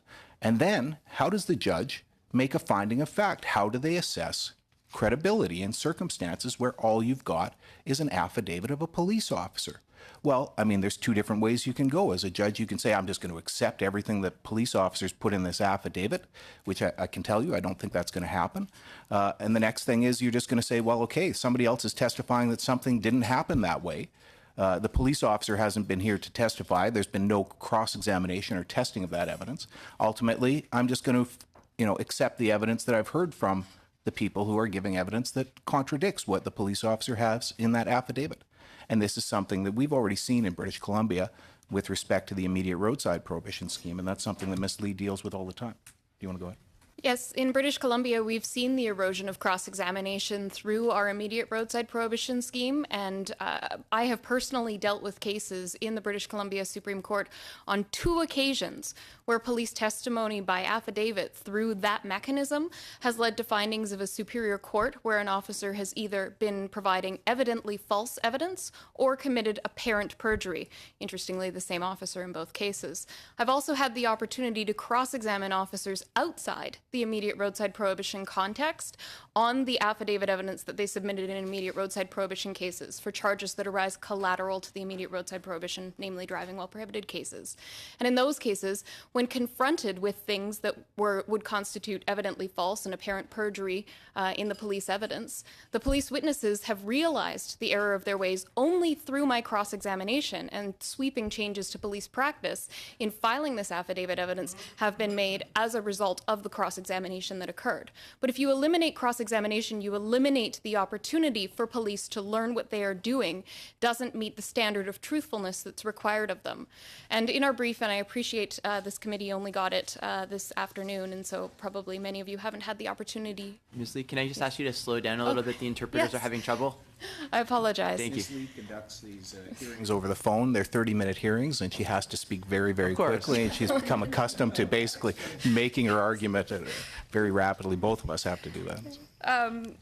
In our brief, I included a quote from the Supreme Court of Canada's decision in Innisfil Township and Vespra Township about the importance of cross-examination.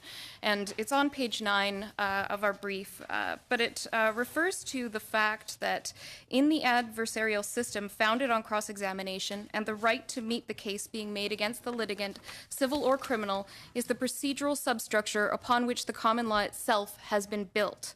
The court goes on to quote, saying that for 2 centuries past, the policy of the Anglo-American system of evidence has been to regard the necessity of testing by cross-examination as a vital feature of the law.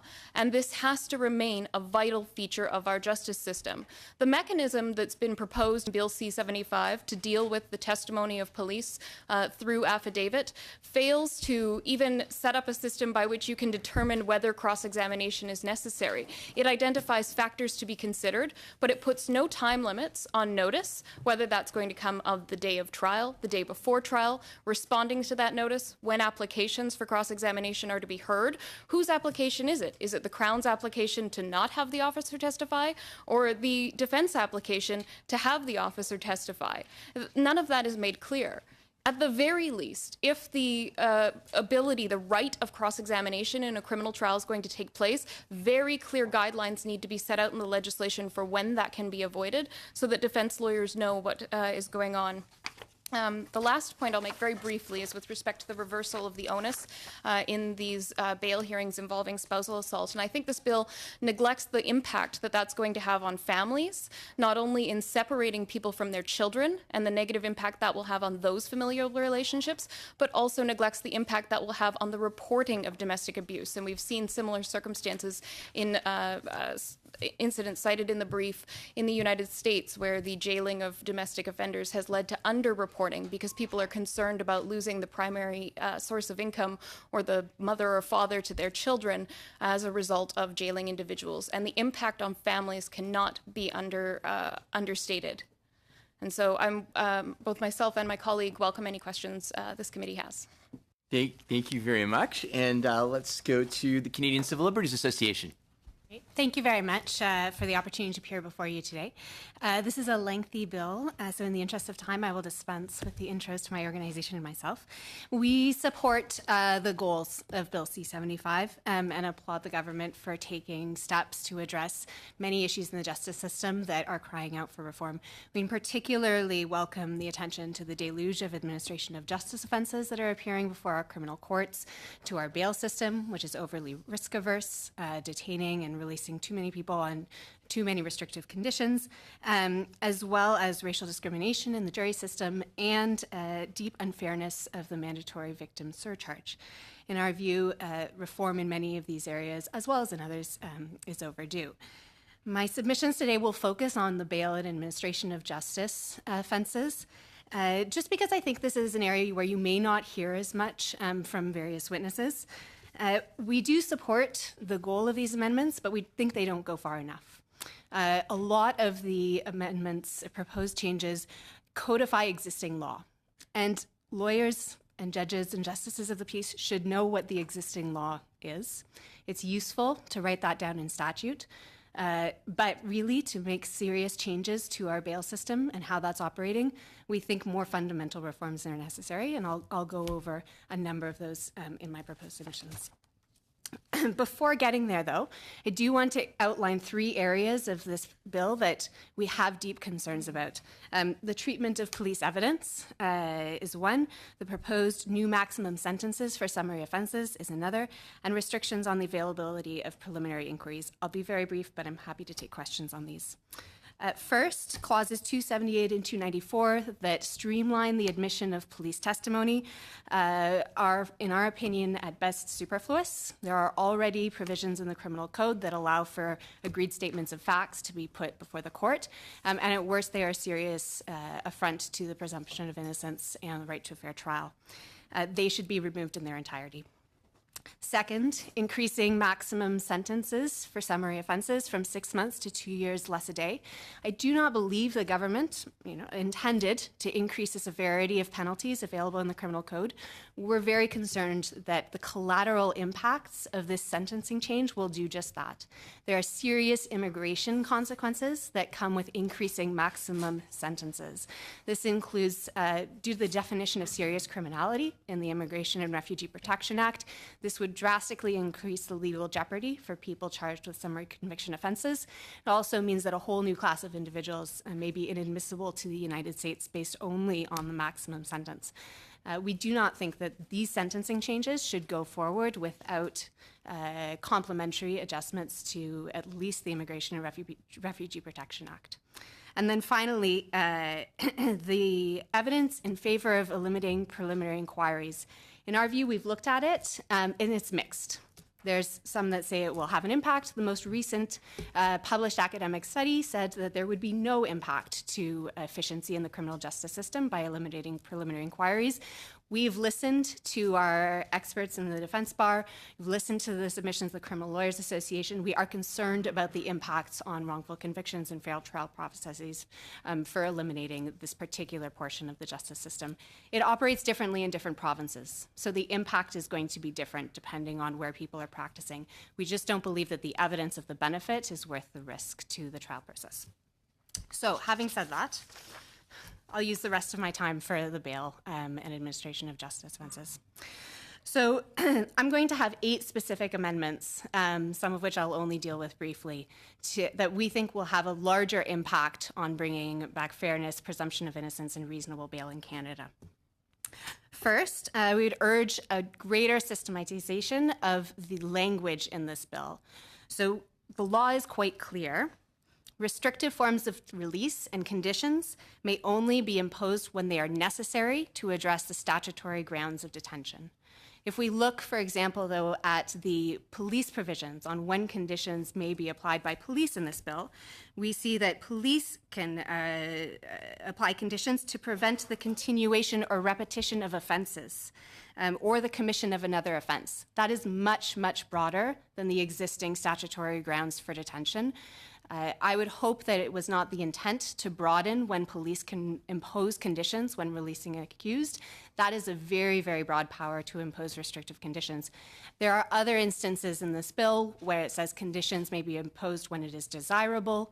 That type of language needs to be systematically brought into line with Charter jurisprudence and the Supreme Court of Canada's holdings on when conditions are legal in light of the Charter right to reasonable bail.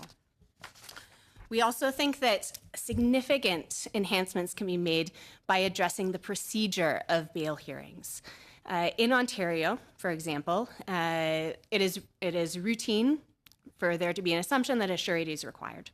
And when defense counsel go into a contested bail hearing, they frequently feel the need to call a potential surety before they know what the appropriate form of release is, even when it's a Crown onus, because if they don't call a surety and the assumption is a surety is required, then their client will be detained. There was recently a decision from February, the Tunney decision, that put the Supreme Court's decision in Antic into practice and said a bifurcated bail procedure is necessary in our courts in order to maintain the latter principle in bail. What this means is that before defense is required to call a surety, the justice must rule on what form of release is required. In Crown onus situations, the Crown actually has to come and prove we do need a surety for this person to be released. And only then is the accused required to, or suggested to, bring evidence about what surety is appropriate. This is a big change for Ontario bail courts. The change is slowly making its way across the province, but change is difficult, especially in the bail arena. This committee has an incredible opportunity to significantly strengthen that practice and make real changes, particularly for Ontario, in terms of how bail is adjudicated. Third, I would urge this committee to address circumstances where individuals are likely to be held in detention pre-trial for longer than they would be convicted to if they were sentenced. So it is not uncommon for a person in pre-trial detention to face a choice. I can sit here, I can wait for my trial, I can wait for a contested bail hearing, or I can plead guilty and I can be released sooner. That's a situation that nobody should have to face. Our pre-trial process should not be more punitive than our sentencing structure. Right now, there are no provisions in the criminal code to address this situation. There are submissions from Professor Marie-Ève Sylvestre who suggests that we need to add a provision saying if a person is likely to be sentenced to a certain amount of time, they shouldn't spend more time in pretrial detention than they would receive on a sentence. So we have two suggested amendments, and I do have a written brief that I'll circulate after, that we think would really address those situations and increase the fairness for those individuals. Fourth, secondary grounds of detention. So these are the grounds of detention most frequently associated with public safety. So in Morales, the Supreme Court looked at the right to reasonable bail and said that secondary grounds of detention have to be interpreted narrowly in order for charter rights to be upheld. It's not any risk to public safety. It's not any risk that a person will commit a criminal offense that will justify keeping somebody in detention or imposing restrictive conditions. It has to be a substantial risk that a person will commit another offense and a substantial risk that this will impact public safety or the safety of an individual. The secondary grounds, however, are interpreted quite liberally when in bail court. So there is a temptation, and I think we see this actually in the text of this bill in the police release conditions. There's a temptation to say any risk that someone will go out and commit another offense is a justification for the imposition of restrictive releases or restrictive conditions. We think that language can be tightened in the criminal code to more accurately reflect the Charter as well as the Supreme Court's holdings on this matter, and we have some suggested language for that. Briefly, I'll go through the rest. We think expanded scope for bail reviews would be extremely helpful. There's right now a relatively restricted scope for defense to challenge bail decisions.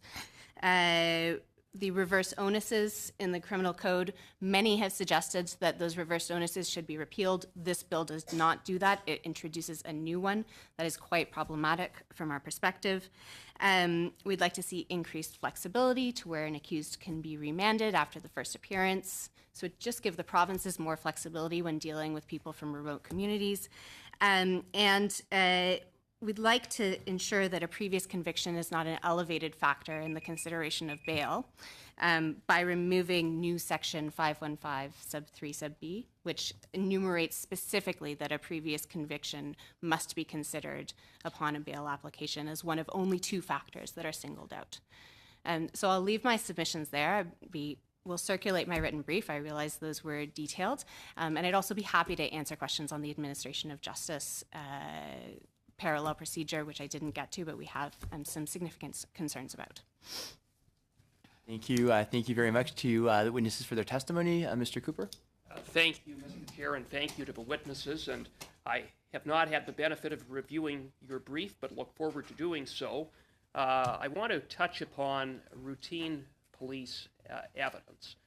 And Ms. Dashman, you noted that it goes to the right of cross-examination. It goes to the heart of trial fairness.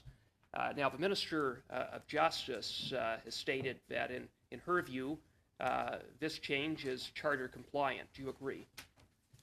No, I've read the government's charter statement, and it's obviously not a very detailed or fulsome explanation of how they believe this comports with the charter. But the factors they point to, for example, so on clause 294, that an accused would have had an opportunity to be present during previous cross-examinations on preliminary inquiries or voir dires. Those are two processes that are fundamentally different than a trial on the merits of a charge. A voir dire, to cross-examine on a voir dire, you're going to be focused on a very narrow set of issues. It's about a charter violation, a search and seizure issue. It may be about the voluntariness of a statement. Police testimony on that point is going to be relevant to a wide range of issues at trial that were not at all present or relevant at a voir dire. Similarly, a preliminary inquiry is designed for a specific purpose. It does not test the credibility of the Crown's witnesses. Credibility is frequently going to be an issue at trial. We should not think that cross-examination at these distinct pre-trial procedures is at all relevant to cross-examination at trial. And because we already have a mechanism to admit agreed statements of fact, the only time I can imagine that a procedure like this would be used is where the defense does not agree that these facts are uncontroversial and does want to cross-examine, in which case I think it is actually a serious limitation on charter rights. And not only a serious limitation on charter rights, but the purported objective of the bill is to increase efficiencies and reduce delay. Now, Mr. Doroshenko, you noted that in terms of the definition of what constitutes routine police evidence, that it's very broad in scope, covering virtually almost anything. You noted, Ms. Dashman, that when there isn't agreement with respect to something like an agreed statement of facts, you could have now this leave requirement before the court. And then you go through the bill and you look at all of the different factors that are to be litigated. I mean, how in the world does that increase efficiencies? I think it's a very good question. I haven't seen any evidence that contested police or evidence is unduly delaying trials. As I noted, we already have a process, and I do think that the breadth of routine police evidence and the vagueness of these provisions will lead to more litigation, be more time-consuming in the trial process. Now, just turning to another matter, I don't think any of the witnesses touched on it, but I would be interested in your thoughts on the elimination of preemptory challenges and whether or not you foresee any unintended consequences as a result of eliminating them altogether. I do. I mean, I don't deal with jury trials in my practice, but I do, and I did pay a lot of attention to sort of the controversial trials last spring. I've also paid some attention to the peremptory challenge process in the United States and what takes place there in relation to peremptory challenges. And I think that we would be doing a very big disservice in our justice system to eliminate peremptory challenges and to simply pick the juries from who shows up. Remembering that when you're in communities, small communities, communities with large Indigenous populations in particular, the likelihood of people responding to their jury summons, the likelihood of people showing up for that, and then getting seated on the jury is very different than if you're in a major urban center where the notices are going out to a more diverse group of people. There are different challenges that keep Indigenous people from responding to those summonses and showing up to sit on juries. And so eliminating the ability of defense counsel to ensure that, or Crown counsel, as appropriate, to ensure that juries are more representative by careful use of peremptory challenges is hugely problematic for creating diverse juries because of those additional societal roadblocks that keep people from showing up. And we could look to some examples in the United States where judges have the power to question counsel about their use of peremptory challenges if it appears that they're trying to racially stack a jury or trying to stack a jury in some economic way or whatever the case may be. And it may be more appropriate to give more power to judges to look at the motives behind peremptory challenges if it appears that something is being done in bad faith rather than eliminating that ability altogether. How much time? You have another 45 seconds. Okay. Well, just to follow up on that, there are some who say it might, in fact, instead of addressing the issue of diversity, that by eliminating them altogether, that in fact the opposite may in fact occur. I know Michael Spratt, for example, has taken that position. Would you agree? I do agree. I have a lot of respect for Mr. Spratt, and I think it does have the effect of eliminating diversity because you can't use your challenges to create a more diverse jury and to create a jury that better represents society when you have a selection from people that are showing up only as a result of their socioeconomic circumstances. In our view, this points to broader problems. The fact that the peremptory challenges are one tool that we're holding out to try and create equal juries is in itself a problem. For us, this doesn't mean that this particular reform needs to be walked back. It actually means that we need to do more in this bill. There are other legislative tools that we can put in place, and Professor Kent Roach, I thought, had a fantastic brief that he submitted to this committee about further reforms that need to be made to actually address the underlying problem. If all we do is eliminate peremptory challenges, we are neither addressing the problem nor are we solving it. Thank you very much. Ms. Khalid. Thank you, Chair, and thank you to the witnesses for your testimony today. I want to talk specifically about delays in the justice system and bail reform, which has been a conversation for a very long time in the courts and amongst people like yourselves. Section 11E of the Canadian Charter of Rights and Freedoms, it guarantees accused persons the right not to be denied reasonable bail without just cause. So it is a protected right, but according to Stats Canada, there's been a notable 35% increase in the number of accused persons detained on remand in the last 10 years. And over this period, the remand population has consistently exceeded the sentenced population in provincial and territorial prisons. Can you explain why are we experiencing such a delay? And Ms. Deshman, I think you touched on saying that that C-75 does not go far enough. And I think you do have some proposed amendments with respect to how we can really tackle the bail issue and really unclog the system, which I think is the objective of the reform here that's in the bill, if you can speak to that. Sure. So if you look at the studies about what is actually happening in bail court, and we ourselves did a study where we observed bail courts across the country, there is practice that is happening on the ground that is not in line with the law. We've now had several Supreme Court pronouncements very clearly setting out what the law of bail is. We have had a ladder principle entrenched in statute for decades, and yet our bail courts continue to require sureties out of hand in Ontario, to require cash bail, not in compliance with the statute in Alberta. Most bail proceedings proceed on consent. They are quick affairs. They do not generally have accused that are represented by private counsel.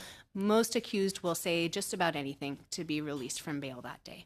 And so really what we're dealing with here is a practice that has departed quite considerably from the law.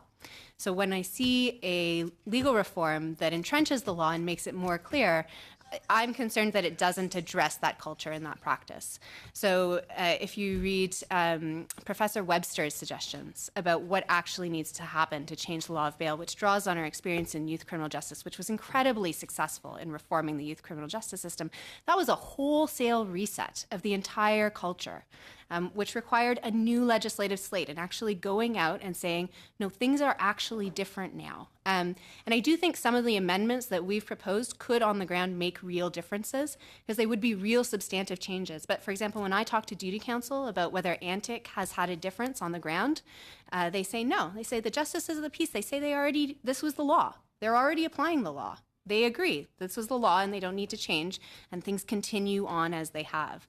So just reinforcing what the law is unfortunately, I think, not going to be enough. We really need to send stronger signals and some more practical tools to address the power imbalances that happen in bail court. Thank you. Ms. Lee, you also touched on Section 11E in your brief. I haven't had a very detailed look at it yet, but if you can please explain what your argument is, and I think you're speaking specifically on the reverse onus piece. My concern is, I mean, if we're scared of making this into legislation and saying, yes, you know what, there is a reverse onus for repeat offenders of abusers, or intimate partners that are charged or convicted of abuse.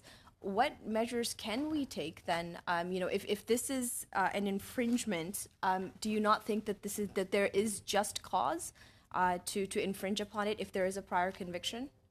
I don't think so, because you have to take into consideration the nature of the underlying allegation in the prior conviction, how serious the previous conviction was in relation to the second incident, whether it's an escalation of behavior, what role the complainant had in it. And, it's an unfortunate thing, but a lot of the cases that we see involving domestic violence are cases where both parties have some role to play in it, not saying that anybody is at fault for it, but often it's fueled by alcohol and some type of a relationship-based disagreement that leads to this. And if you treat all people as though they're the to speak colloquially, the serial wife beater, and treat all people like that dangerous person who probably should be held in custody because of that, because of their propensity towards that type of violence, that is what undermines the Section 11 protection that is aimed at reasonable bail.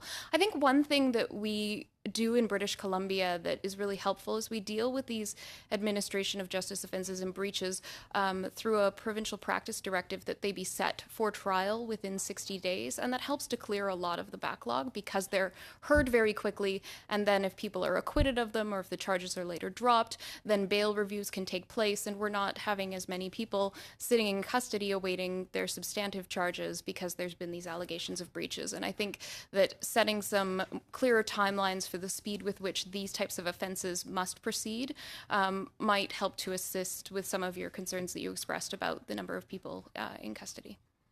Okay. Thank you. That's all I have. Thank you very much. No more, Ms. Colleen? You haven't finished your time. Okay, perfect. Mr. Rankin.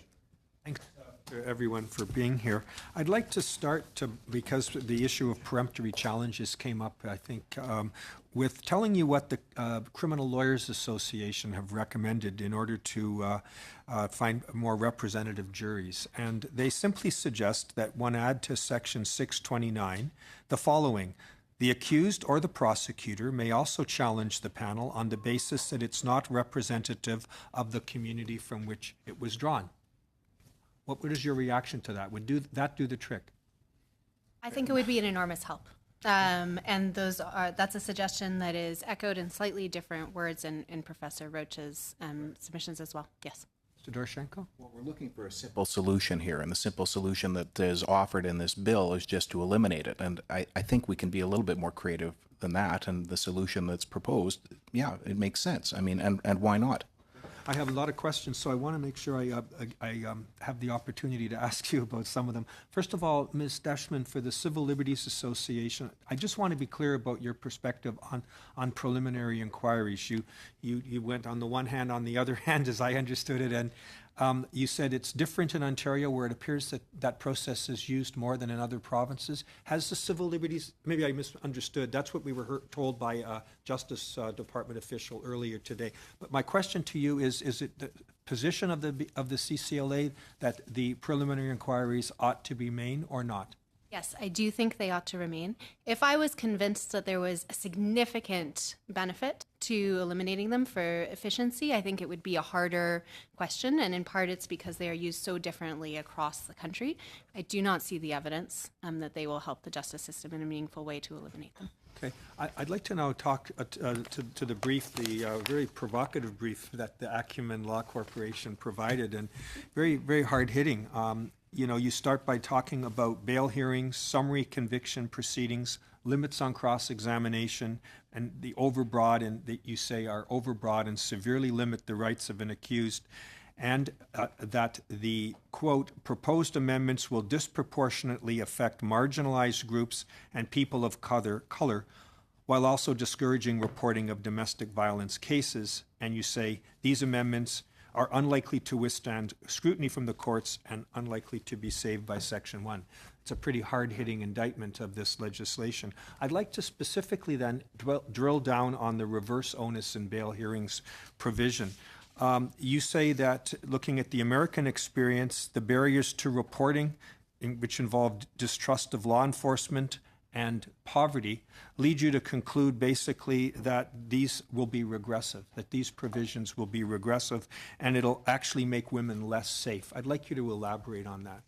Yes, well, one of the studies that I cited there came from the U.S. National Resource on Domestic Violence Women of Color Network, who looked at the issue of incarcerating people accused of domestic violence and found that it did lead to underreporting.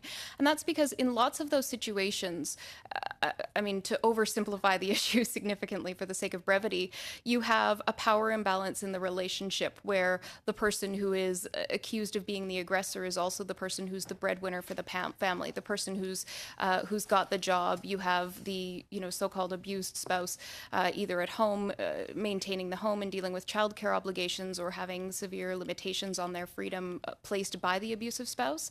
And in order to look after the family and especially people's intense desire to protect their children, they're more likely to put themselves in situations of harm or danger in order to maintain the financial resources they need for their children, so that they aren't homeless, so that they can feed their children, so that they can make sure their children have shoes for school. And I mean, without naming anyone specifically, I can think of some very powerful women that I know that have been in that very position, who have let themselves be victims of domestic violence silently for years for fear of losing that. I want to just before, if I may, because of time, I'm very intrigued by the other part of your brief, which was the routine police evidence provision. You define it, you say it's overly broad, and after the 4 factors, you conclude this encapsulates the whole of a police investigation. So, and you then plea, I think, quite eloquently for the role of cross-examination, and you alluded in your remarks just now about the roadside prohibition cases in our province of British Columbia, where I think you made some very strong conclusions. Bottom line, can the police evidence provision be amended, or, in your opinion, should it simply be removed completely? I think it should be removed completely. We have already this scheme in British Columbia where police officers provide an affidavit with respect to a 90-day driving prohibition when the person is being charged with impaired driving or overweight or refusal cases.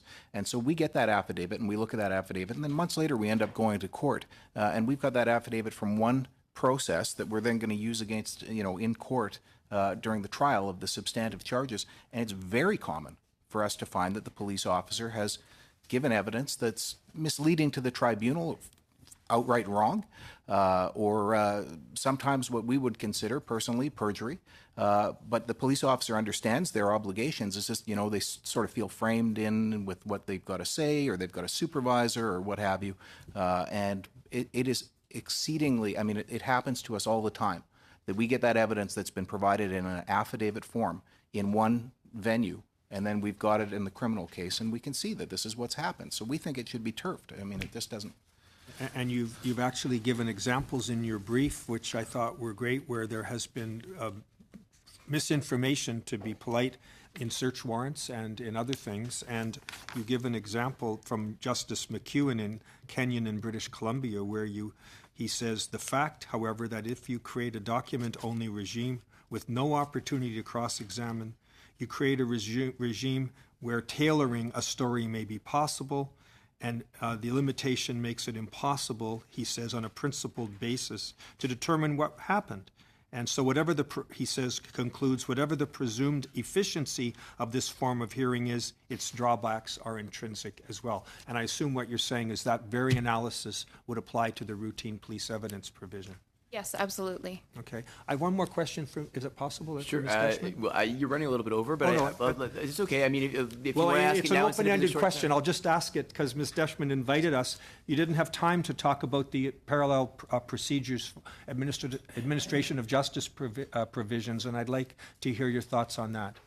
Yeah. So I really appreciate the intent of this. So I understand the intent is to create a procedure where administration of justice offenses would be dealt with in a form that did not end up with a criminal charge or criminal conviction. What really concerns me, though, is we're introducing this procedure against a backdrop of a risk-averse system. So we know that one of the main problems is police are risk-averse in terms of their release decisions already, and bail courts are risk-averse in terms of the conditions that they impose, the forms of release and the detention orders. There's nothing in this procedure that would push people who are already subject to arrest and criminalization into this alternate process. It's entirely within the discretion of police and Crown prosecutors when to trigger this process. So my real concern is without something to push people down the criminalization ladder, this will be net widening. We have police officers who release people with warnings now. They say, I found you out past curfew. This is minor stuff. Just go home. Don't do it again. I don't want to see you out past curfew.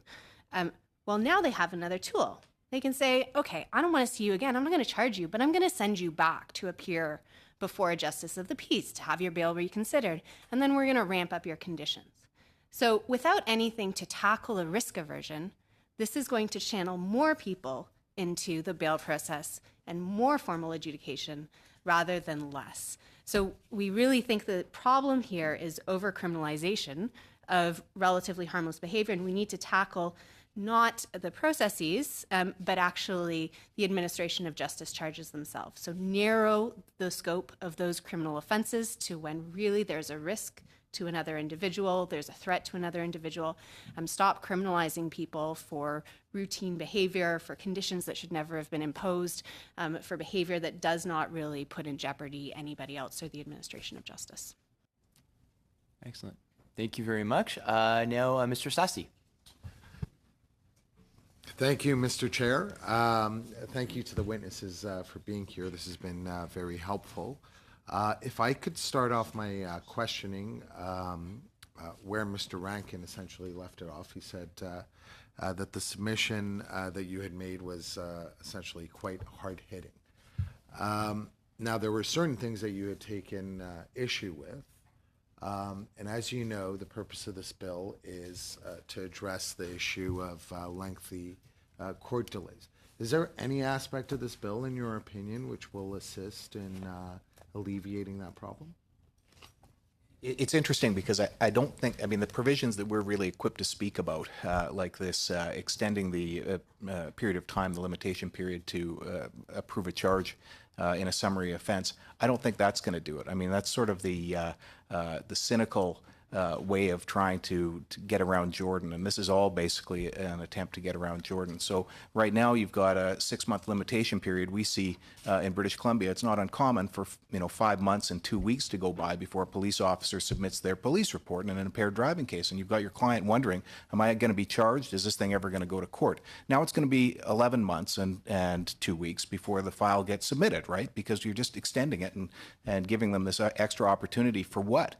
Why are you doing it? It's because you're trying to pull a fast one on the court. You're trying to say, well, look, we're within this Jordan timeline because the Jordan timeline starts when at the charge approval stage, not at the time of the incident. Well, I'll tell you right now, the court's going to see through that in a fairly short period of time and come up with another date. I mean, the Jordan timeline is an arbitrary date. It's an arbitrary period that they picked.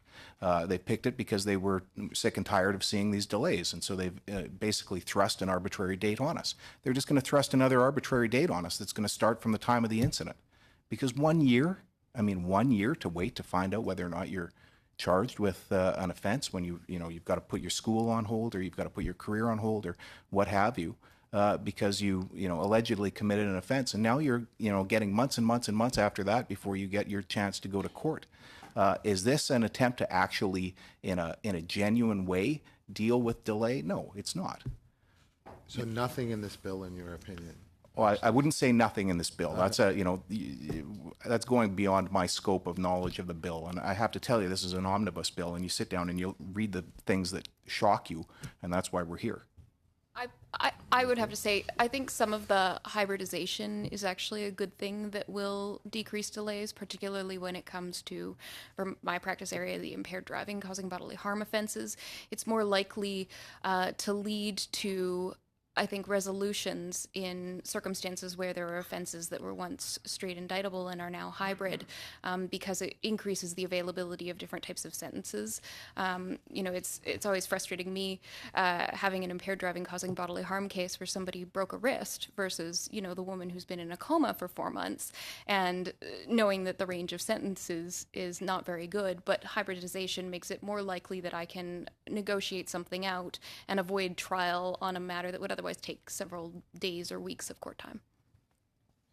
And just out of curiosity, given that this is not a hypothetical thing, either the Cody decision or the Jordan decision, are there any suggestions you would have in terms of reducing delays that have not been contained in BC? And one of the reasons we have that we don't have it is charge approval is done by Crown prosecutors. I've done cases in Ontario and Alberta where charge approval has been done by police officers, and there were cases that you shouldn't have had charge approval. And if it had gone before a lawyer in a Crown prosecutor's office in BC, they would have looked at it and they would have turfed it. They wouldn't have proceeded with it, or they would have proceeded with some different charges. It's a fundamental problem in provinces where they don't do that, where it's police officers doing charge approval. Police officers have one view of things: the guy's guilty. Prosecutors look at it and think to themselves, okay, well, what is the state of the law? What can we prove here? What is admissible? What's not admissible? And they make a determination. And it's much smarter to have a standard that prosecutors are using. We've got in BC that it's a substantive likelihood of successful prosecution. They're not going to approve a charge otherwise. You're wasting tons of court time running trials and things where there's no significant likelihood of success, and it's just wrong to put an accused through that as well, because not only just the likelihood of success, how fair is that to our fellow Canadians that we're going to put them on trial when there's no likelihood of succeeding?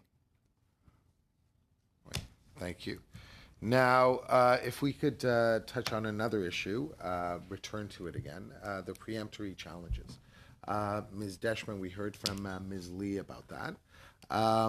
As you know, there are various options. One option that has been suggested is that the judge be provided the power to steer the committee. Now, do you think that would be something that would be acceptable? To say this is not my area of expertise, and unfortunately I haven't studied it enough to have a position on it at this time. Okay. And then the other issue you touched on, which I hadn't heard of before, but I was quite shocked and dismayed, was you were talking about people who go through pre-trial detention, and on occasion it has been longer than what they could conceivably be sentenced with. How commonplace is this? We don't actually have data on how common it is. Most people, when they're faced with that situation, will just plead guilty. What we do know, and what we do regularly hear from duty counsel, is that they will not participate in guilty pleas where they don't think the facts support that plea, and that is very common. If you ask duty counsel, how often do you have to step back from assisting a person who wants to plead guilty because you don't actually think the facts support a guilty plea? That happens frequently. So we know that this pressure is operating in our justice system. We know that people are just pleading out. And there are instances where people will insist on their right to a fair trial, say, no, I did not do it. I will sit here and I will wait for my trial, even though it will mean more time behind bars than I am likely to be sentenced to. But that's extraordinary, and it should not occur. Thank you very much. Thank you very much. So, colleagues, we have about 8 minutes left with this panel. Does anybody have any short questions that they want to ask? Mr. Fraser? Mr. McKinnon? Mr. Rankin? So Mr. Fraser, then Mr. Rankin, then Mr. Micken. Go ahead. Thank you very much for being here. Appreciate your testimony. I just want to, Mr. Doroshenko, on the last point in my friend's questioning regarding the limitation period, you said that you see increasing the limitation period from 6 months to 1 year for summary conviction offenses as a way around Jordan, and that it doesn't help in the delay at all. I'd like to put to you, though, that we see in the criminal justice system oftentimes where a Crown is out of time to proceed by summary conviction, and therefore they have to proceed by indictment. And the more proper venue is most likely summary conviction procedure. However, they don't have that option because of the limitation period. So wouldn't you agree that by extending the limitation period to 1 year, it offers the Crown more opportunity to proceed in the more correct procedure by summary conviction rather than having to go by indictment just because of the limitation period? And by proceeding by summarily, they actually do save court time. 19 years of doing this, I've had one occasion where the Crown were beyond their 6 months and they approved a charge by indictment. And by agreement, we decided to proceed summarily. We just decided to forego the limitation period because we knew we could do it by agreement. That was the only occasion. And, I do 50 to 100 impaired driving cases a year, so we're talking hundreds and hundreds of cases. How often does this happen, that they miss the timeline? Almost never. But I'll tell you, when I had to hand a paper in university, I was usually writing that paper the night before, and that's basically what we see with police officers on occasion. Not every officer. A lot of them will get it in right away. But if you extend that time period, all you're going to do is extend it for a longer period of time, and I'll tell you right now, the evidence does not get better with more time passing. So if you stretch it out to a year, you're just going to have a worse case for the Crown, frankly, and you're handing more ammunition to us as defense lawyers because we're just going to put it to those witnesses when we get to 24 months down the road for the trial that, memory fades and you just don't remember as well. So, you're giving some advantage to defense lawyers. You're doing a great disservice to the people who are accused, and all you're doing is basically putting something off that you're supposed to do correctly in the first place, which is, get your case together and approve a charge if that's appropriate. Thank you. Mr. Rankin. Thanks. Mr.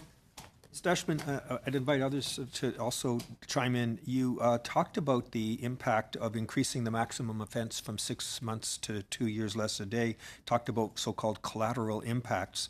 I was curious about a couple of that you mentioned that I hadn't frankly been aware of, that the increased legal jeopardy under IRPA and also the inability to go to the United States, but a possibility of now being inadmissible. I'd like you to speak a bit more about that. But also we've been told that the Section 802.1, it will mean with the maximum penalty going up, there'll be a lot of law students and paralegals who will now not be able to represent accused. In my province of British Columbia, latest provincial court annual report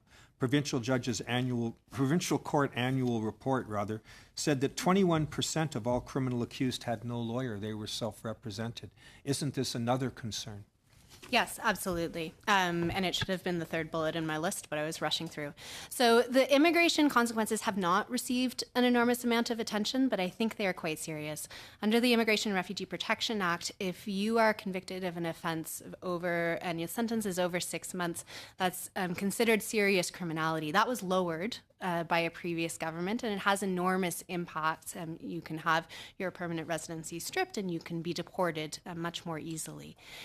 So what we've done, and increasing the maximum penalty upon sentence doesn't mean that people will get sentences of over 6 months, but it enormously increases the jeopardy for everybody who is subject to a summary conviction offense.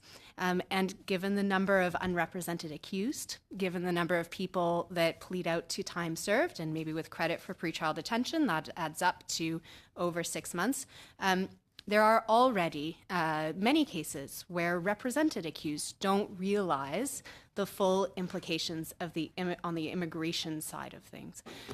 There are appellate courts that have said because of that 6-month limit, actually, you couldn't deport this person, but there were multiple charges and the sentencing judge didn't fully appreciate the immigration consequences. So, that 6-month limit has a real impact, and we are taking away a protection for people with very, very serious consequences, and I don't think that that's been fully explored. And then on the U.S. admissibility, so I'm not an expert in this, but you do have a brief from an immigration lawyer on this. The crimes of moral turpitude has an exemption in U.S. law. So you're generally not admissible if you've committed certain crimes in Canada, but one of the exemptions under U.S. law is if the maximum penalty was not greater than 6 months. So that is a chunk of our criminal code offenses that now we are eliminating for ourselves, that exemption under U.S. law, and we are drastically expanding the category of people who are presumptively inadmissible to the United States. And that is not easy to change. I think the other two we could address through amending IRPA as well as the criminal code. That one, I've suggested not, if you want to go ahead, make those amendments to those other statutes, but don't bring these, even if you do that, don't bring this section into force, these changes into force until you've negotiated something with the U.S. government to mitigate those consequences. Thank you. Did you have something you wanted to add? I just wanted to ask if there's anything else you might add, or Lots we might add, but I think we're out of time and we have a flight to catch. So thank you very much. We have one last question, Mr. McKinnon. Yes, my question is for Ms. Deshman. I'd like to follow up on Mr. Al-Sassi's question regarding pretrial detention longer than the sentence. That's quite disturbing, and the fact that it leads to false pleas is also disturbing. So people are getting criminal records for things that they probably shouldn't. I'm wondering if you have a solution for this. Go ahead. Proposed amendments. One would simply state that if there is little to no prospect that a person would be sentenced to jail time upon conviction, they should not be detained pretrial. Our pretrial process should not be more punitive than the sentence that someone would face upon conviction. The second one is to amend Section 525 of the Criminal Code. So that's a review process for people who are in pretrial detention, so that if somebody is sitting there for 3 months and they're approaching the most likely sentencing range for their offense, they could apply to the court a form of habeas corpus to essentially say, this is about as much as you would be able to punish me if you proved all the underlying facts in my case. And I should not be in jail anymore waiting for a trial on this matter. Those are actually, at least the first one, was actually part of the original bail reform package. It was a problem. It continues to be a problem. Is not a new idea, but it really absolutely needs to be addressed. So would you say, in regard to that sort of amendment to 525, that if you're in jail, so if you're in remand for a period that is likely as much as, or perhaps more than you might be sentenced, should the charges then be automatically dismissed or discharged in some way? No, I don't think it has to go that far. I think there should be a recognition that you've been in a punitive environment for as much as you were likely to be sentenced to, but those charges could remain. It's still important, I think, to find out if somebody is guilty or not. One remedy would be to stay the charge, but I think actually you could just release the person from jail pending their actual trial. And it would be a little less of an interference with the criminal justice procedure. If you could release this person in advance of the trial, because you would expect them to show up for the trial, I mean, why were they held in remand in the first place? Well, presumably that person is being held in remand because there were concerns about them showing up for the trial. But at the end of the day, if they don't show up for the trial, they will be found guilty, presumably. They're not presenting evidence, and they will have already been punished for their crime that they were found guilty of committing because they spent the appropriate amount of time in jail already. So I don't see it as an enormous impact on the actual fairness of the trial.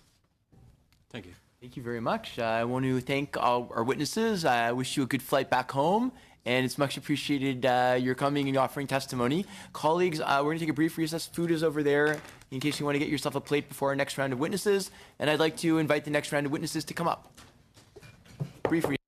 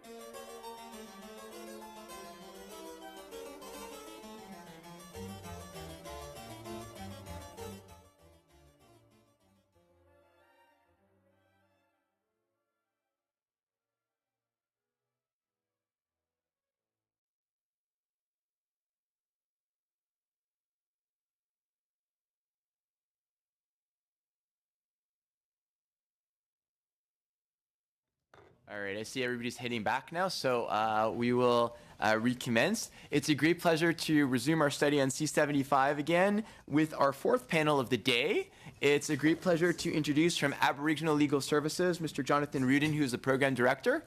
Welcome. Thank you. From the Law Society of Ontario, we have Mr. Malcolm Mercer, who is the Treasurer President, and Ms. Suzanne Clément, who is the lay bencher. Welcome to both of you. And we both want to know the term of what lay bencher is in French. Conseiller. Oh, conseillère. Okay. Parfait. And as an individual, Mr. Ronald Roseness, who is a community health advocate and consultant. Welcome. So we're going to go in the order of the agenda. So first we'll start with the Aboriginal Legal Services. Thank you very much. We're very pleased to have this opportunity to speak and provide our perspective on Bill C-75 to the Standing Committee on Justice and Human Rights. In the interest of time, I will not speak extensively about Aboriginal Legal Services, except to say that our Ojibwe name is Gakina Gwai Wabama Debwewan, which translates as all those who seek the truth. The focus of our submissions today will be on 4 aspects of the bill that we think are steps forward, 2 that we see as significant steps backwards, and 1 glaring omission that represents a broken promise to Indigenous people. So let me start with the 4 provisions of the bill that we endorse. First, we are completely supportive of the elimination of peremptory challenges in jury trials. We've worked extensively on the issue of Indigenous jury representation, or more precisely, underrepresentation, for over 10 years. Government neglect and use of peremptory challenges have had a corrosive impact on efforts to encourage Indigenous people to act as jurors. We know the committee will hear tomorrow from Professor Kent Roach on this matter, and having read his submissions already, we want to say that we support them wholeheartedly. For that reason, we'll leave peremptory challenges and move to the second area where we feel the bill provides a step forward, and that's effectively decriminalizing many administration of justice offenses. Study after study has shown that Indigenous people are significantly overrepresented among those charged with administration of justice offenses. Penalties for these offenses often result in jail. And as significantly, these convictions themselves are often bars to release on bail on subsequent arrest. This then leads to people pleading guilty to offenses they did not commit just to get out of pretrial custody, and you heard about that in the last session.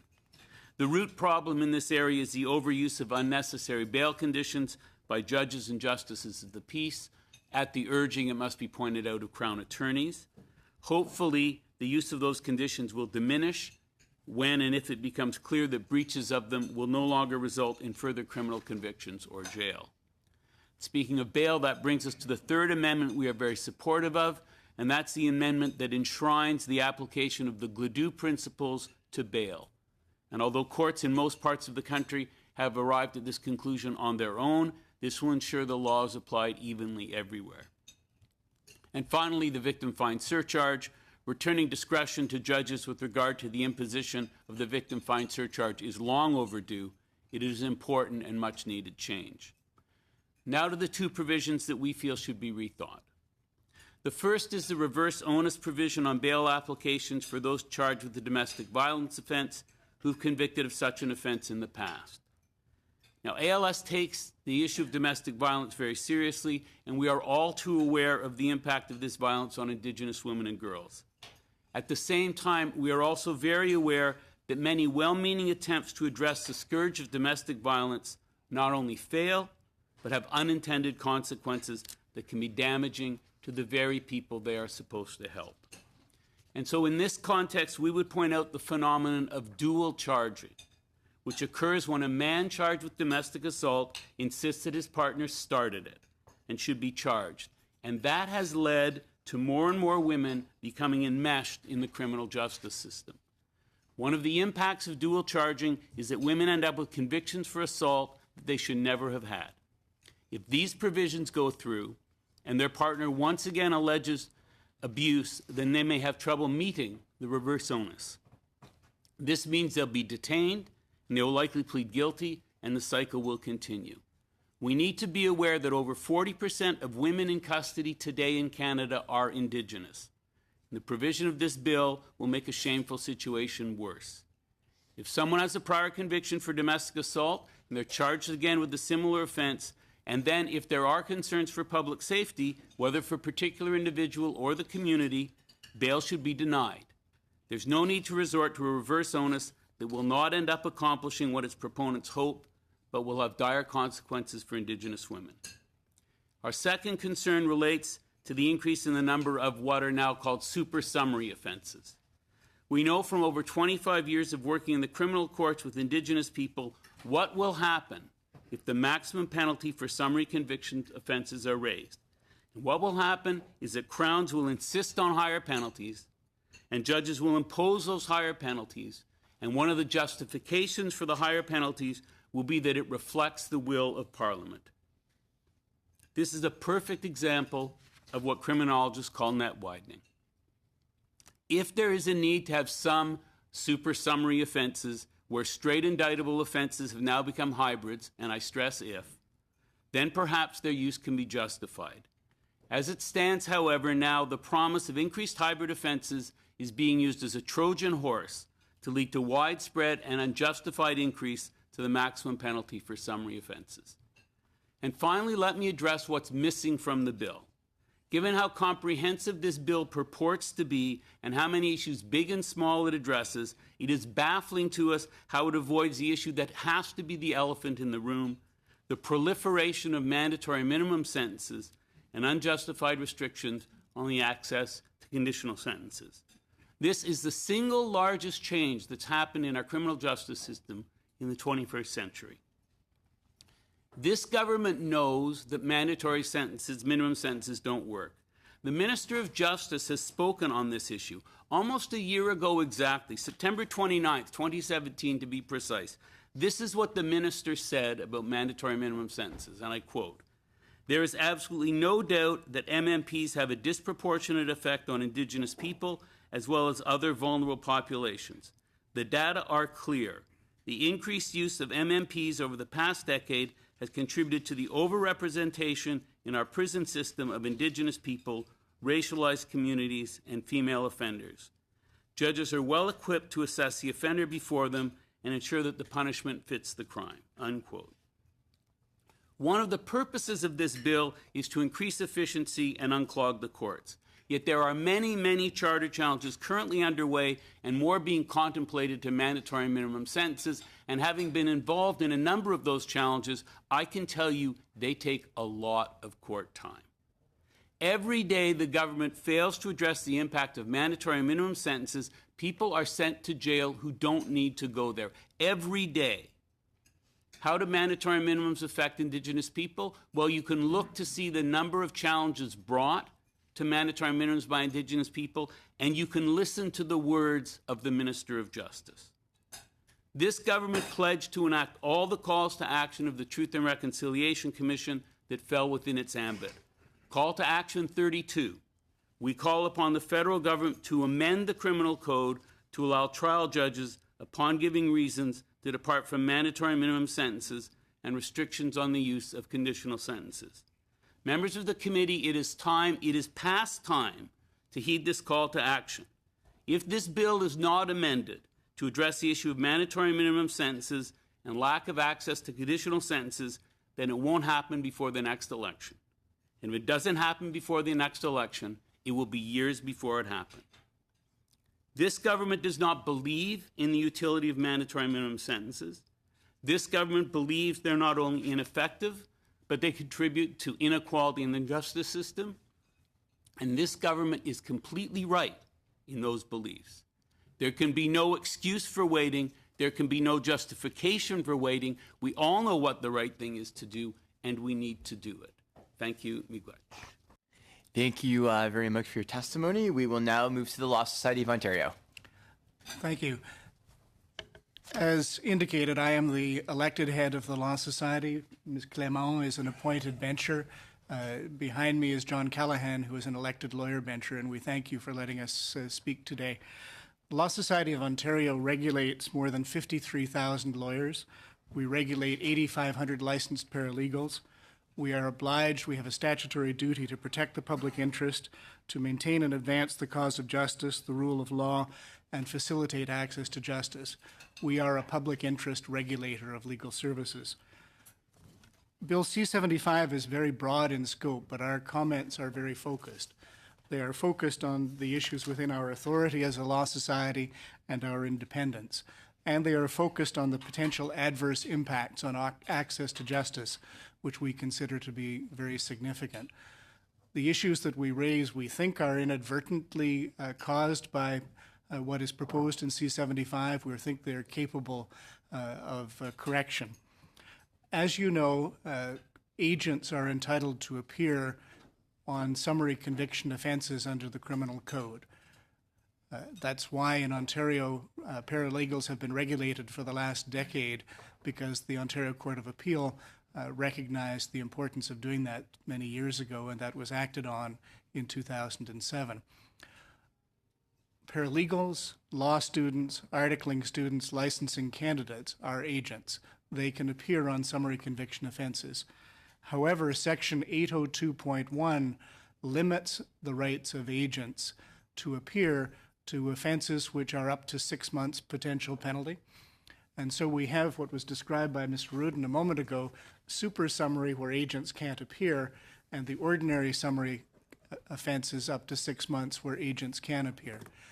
So as you also know, and it's been said to you by this panel and the preceding panel, eliminating the 6-month category of summary offenses and moving everything up to 2 years less a day has what we think is the unintended effect, but certainly very significant effect, of eliminating the ability of law students, articling students, licensing candidates, and paralegals and agents in other provinces to appear for people who are accused of summary conviction offenses.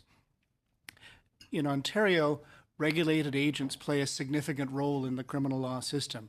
Paralegals are independent legal professionals who are licensed and regulated by the Law Society. They provide a defined set of regulated services, including acting in criminal summary conviction matters. Overall, criminal and quasi-criminal law accounts for the largest area of legal services provided by paralegals in Ontario. Many report that they dedicate a significant portion of their practice to representing clients in criminal summary conviction matters. Articling students and law students are involved in court appearances. Articling students regularly or frequently attend court or tribunal hearings to speak to routine administrative matters, for example, unopposed adjournments, uncontested or consent motions or set dates. Articling students conduct permitted hearings or trials regularly or frequently. These activities include participating in summary conviction matters. It is really important whether or not these services can continue to be provided by people who are providing service.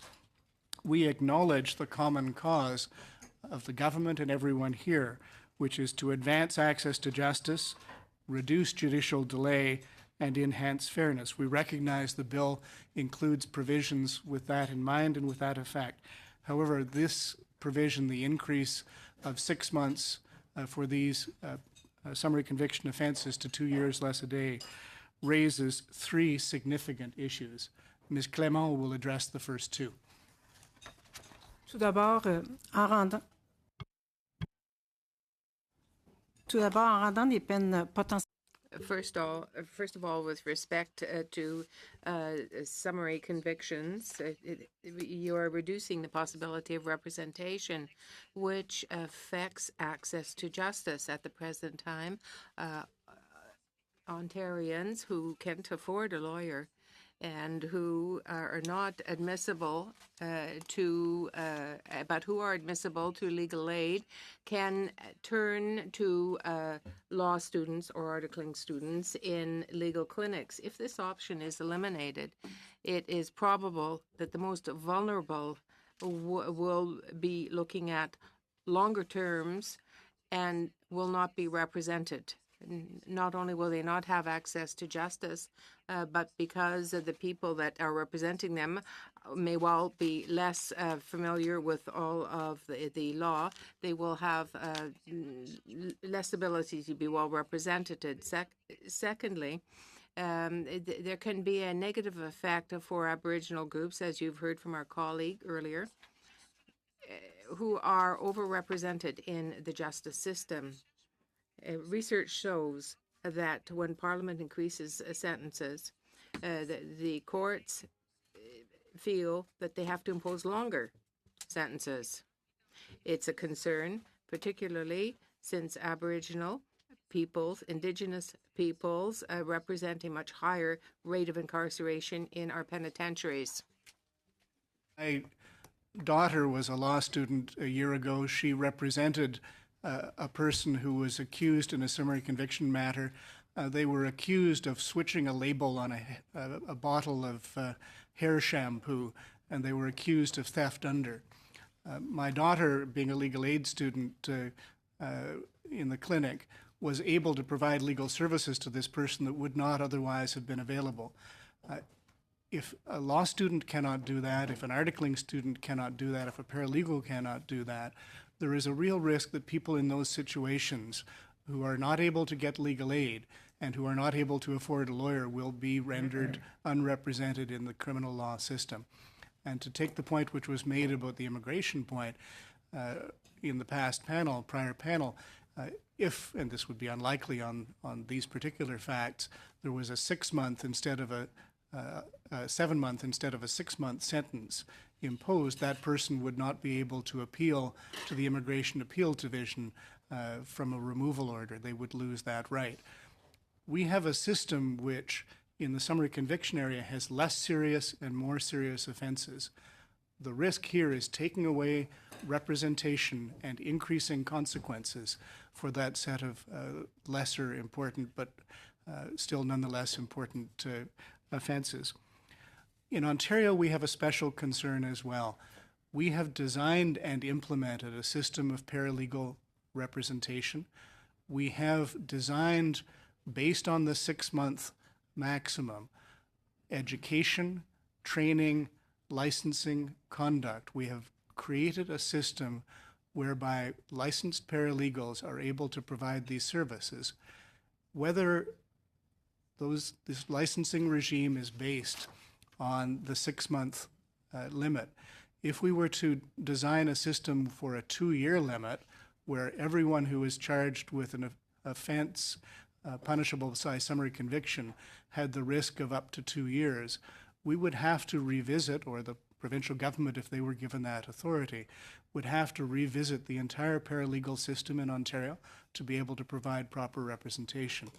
So we consider it very important that unless there is very good reason, people not be deprived of representation, that vulnerable people may not be put in greater risk, and that a well-established system which works not be disrupted for no apparently good reason. So we recommend that essentially the status quo be preserved by maintaining a set of offenses which are punishable by up to 6 months and not more. We think that nothing that you're trying to do to reduce delay is harmed by that. We think nothing that you're intending to do from a public policy perspective would be harmed by that. But the status quo would permit good things which are now being done for people in the criminal justice system to continue. Thank you very much. And we'll now go to Mr. Rosnes. Thank you and good evening. I really appreciate the invitation to be able to speak to you this evening. Je voudrais remercier les membres du... I would like to thank the members of the committee for inviting me here this evening to testify here. Here tonight to speak very specifically about the impact of the Body House law on LGBTQ people over many years. And while I applaud the proposed repeal of anal intercourse from the criminal code, it was certainly not the only law that was used to unjustly target LGBTQ people in my community. So I'd like to begin by telling you a story. I'd like to take you back to the night of February 5th in 1981, which remains seared in my memory despite my very best efforts to put what occurred behind me. So that night I found myself at the Roman Baths on Bay Street For those who don't know, that's a club for men seeking to meet other men for consensual sex. And it's a place that I'd visited on several occasions as a 34-year-old out gay man seeking to enjoy my newfound sexual freedoms in a supposedly safe space. But what happened that night really was my first ever encounter with the state and a police force that took upon itself to enforce the archaic body house law that still exists on the books and in the law to this day. A law I would very much like to see repealed in Bill C-75. That night, we were rounded up and rounded up brutally. We were called dirty faggots, and we were arrested as found-ins in a common body house. The police may have suspected that money was being exchanged for sex, but this was never proven in court. The premises were ransacked at all of the city's bathhouses that night, and several closed their doors permanently as a result. In his apology last fall to the LGBTQ community, the Prime Minister specifically mentioned the bathhouse raids and specifically mentioned the body house law in his apology. But those of us arrested using these provisions were left out of the most recent Bill C-66, which was the expungement legislation on which I again witnessed to or provided witness testimony to the senators who seemed reluctant in retrospect to tackle the issue in fear perhaps, this is something we can discuss, perhaps out of concern that the bill not get passed before the summer break. So for us and for me, Bill C-66 became a lost opportunity in terms of providing an opportunity for the repeal of the body house law. And I'd like to also remind everyone that it should be noted that more than 1,300 men were charged with this offense for being in a gay bathhouse between the years of 1968 and 2004. And I feel as though I carry their voices into this room with me. We were dragged through the courts and publicly humiliated. I ended up being put on the stand where I admitted that I'd been at the Roman steam baths that night. Yes, I got on the stand and I told the truth, and I became one of some 36 men out of over 300 who were arrested, I was actually convicted and made to pay a fine.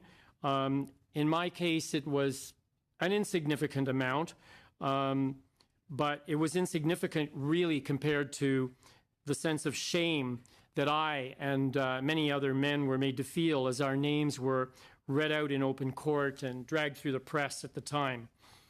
In my case, I was fortunate, and my own self-esteem has remained intact. I have, I think, benefited from a number of advantages, a loving family, loving partners, a good education. But I can never forget what happened that night when I was wrongfully arrested and convicted, having committed no crime. Others were not so fortunate. Many lives were ruined that night by exposure in court and the press. Bathhouses at the time were often frequented by men who went home to families who were unaware of the sexual orientation of their spouse, their father, their brother, and really many were from cultures where homosexuality was frowned upon. Those of us who were arrested in the bathhouse raids are now really dependent on the repeal of the body house law. To this day, it shocks me how traumatizing and stigmatizing that night was, and how and that the bathhouse raids proved to be. At least 2 men are known to have taken their lives, and to this day, I'm one of the only people who was arrested who is willing to talk about the bathhouse raids and that night publicly. The unrelenting power of stigma continues to cast a shadow over many lives, and for that reason, I'm here today to appeal to the legislators to ensure that the records of people like me people who are wrongfully convicted of being found-ins in a common body house, that we are treated on an equal basis in the proposed legislation. We missed out on Bill C-66, but I would like to be treated no differently from all of my LGBTQ sisters and brothers who were either hounded out of the civil service or dishonorably discharged from the military. So now we are dependent, as I say, on repeal of the Body House Law in order to apply for expungement of our wrongful convictions and, in some cases, criminal records. And certainly, it was clear from Bill C-66 that an offense had first to be repealed before it could be added to the list of offenses that qualify for expungement. So the law needs to be come off the books. It came to me really as quite a surprise that through a request for information from the Toronto Police Services in December of 2017, that a record of my arrest and a supplementary report could still be found in their files. And I suspect that if this is true for me, it's true for others. And so it's really on all of our behalf that I'm here today to ensure now that we're included in Bill C-75.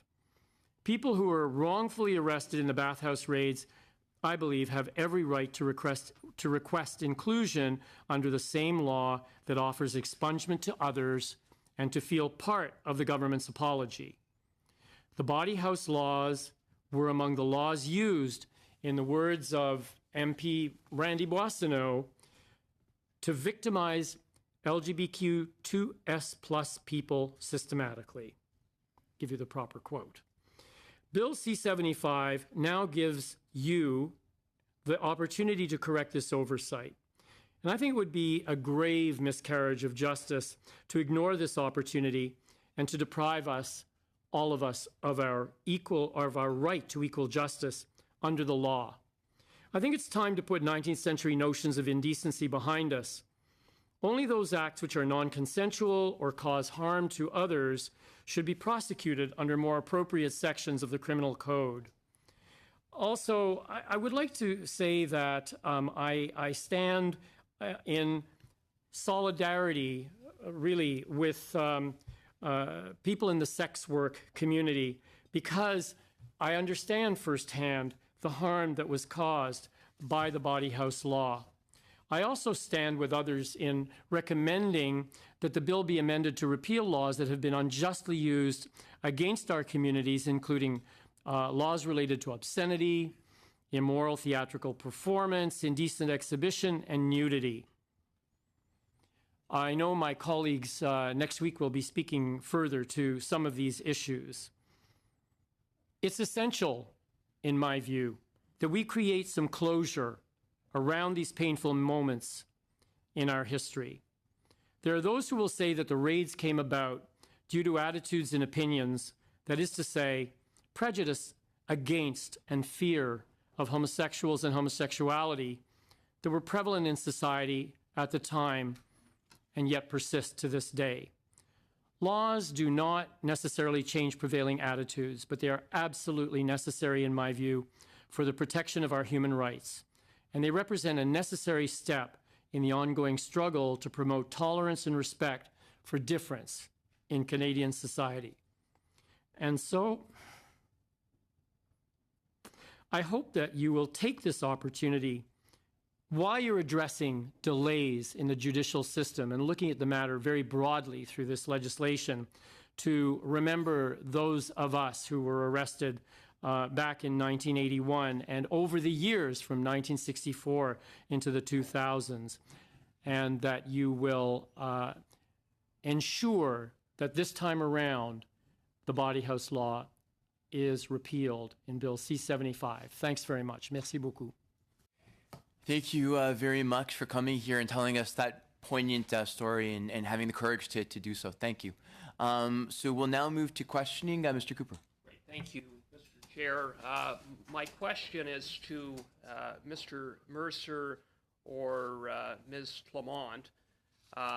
With respect to, I think, a serious issue in terms of paralegals and law students who would be precluded from acting in criminal matters, virtually all criminal matters, as a result of changes that are in Bill C-75. In the province of Ontario, I just want to get my head around what the scope of this is. I mean, how many paralegals, law students are there that are currently representing individuals who are facing criminal charges? It would be nice to be able to give you good, reliable statistics. One of the things which is unfortunate about our system is we don't have great statistics. We know that articling students are very commonly used by criminal lawyers in the defense bar, and so I'm confident that a very significant amount of work which is done in respect of set dates and other matters which are done by students now. We know that there are significant and very valuable legal aid clinics, student legal clinics that are established at all of the Ontario law schools, Toronto, Osgoode, Windsor, Western, Queens, Ottawa, Lakehead, and I hope I haven't missed one, but just by that you can tell the number of really valuable services that are being provided by law students under the supervision of lawyers. Paralegals, we have 100 to 150 paralegals who say that a significant portion of their practice is criminal law. What I'd like to be able to tell you is exactly what they do, but our data is not good enough to answer that question. We certainly anecdotally think that looking at students and paralegals together, it's a significant effect. I can't give you more than that. Fair enough. Thanks for that. Now, I presume that if we don't address the issue with Section 802.1, one of the consequences you cited is, of course, reducing access to representation, clearly, but also from the standpoint of backlogs and delays. I presume every law student who's acting on a matter would have to go to court and apply to withdraw, so you could have that issue as well, would you not? Well, the most significant issue, and of course I agree with you, if you talk to judges, self-represented persons, whether they're in the criminal law system or in the civil law system, cause problems in the system, they cause delay. That's just clear. Not only are they not able to get as just results, because we know that's true, but they clog up the system, they waste time, and they waste court resources which could otherwise be available. It seems entirely ironic that in an attempt to deal with delay, you're taking away, one would take away representation, which in fact makes the system more efficient. Right. Now, it's position of the Law Society of Ontario that the status quo be maintained. In other words, set aside a category of summary conviction offenses whereby the maximum sentence would be 6 months. I understand your position in that regard, but would a second option, recognizing that you prefer that option, would be to amend Section 802.1 to provide that agents who are acting under the supervision of a practicing lawyer can represent clients in criminal matters? Do you support that would be not a preferred option at all, because effectively you would be moving independent paralegals who are separately regulated and separately trained into the supervision of lawyers. And why one would do that is entirely beyond me. You know, it is true that students are under the supervision of lawyers, and so that would address that. But what we've had is a long-standing use of paralegals, previously unregulated, now regulated, and you would eliminate that representation. So, and I take your point, and I agree with you. I raised it simply because in a number of the briefs that was a recommended amendment.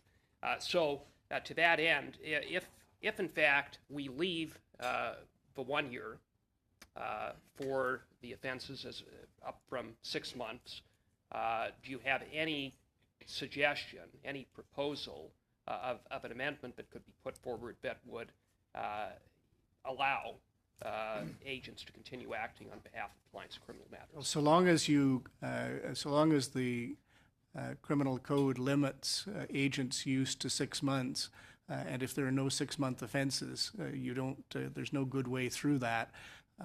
The only possibility is having separate provincial regimes, but that doesn't work for a few reasons. First of all, as a law society, we believe in independence of the legal professions, and we think it would be wrong for the province, which is the prosecution arm, also to be the decision maker on the scope of practice for the defense. I used to think that our focus on independence of the bar didn't matter all that much because we have a great free and democratic society. As we look around, we should take greater concern about the frailties of our democratic freedoms, and I think we should continue to focus on independence of the legal professions from the state. It would be possible to have the Law Society address who should be able to practice in the 2 years less a day category if you kept only that category.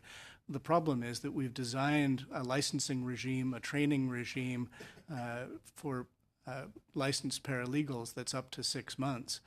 And we would have to rethink, a provincial government would have to rethink whether you changed the nature of licensing, whether you had to have specialist licensing, whether you had to have changed education, a myriad of different things which would be necessary if the risk to the person was 2 years less a day as opposed to 6 months. So there would be the difficulty, and it may not be a surmountable difficulty, of creating a new class of paralegals that could do that work. But the other question is, why would you?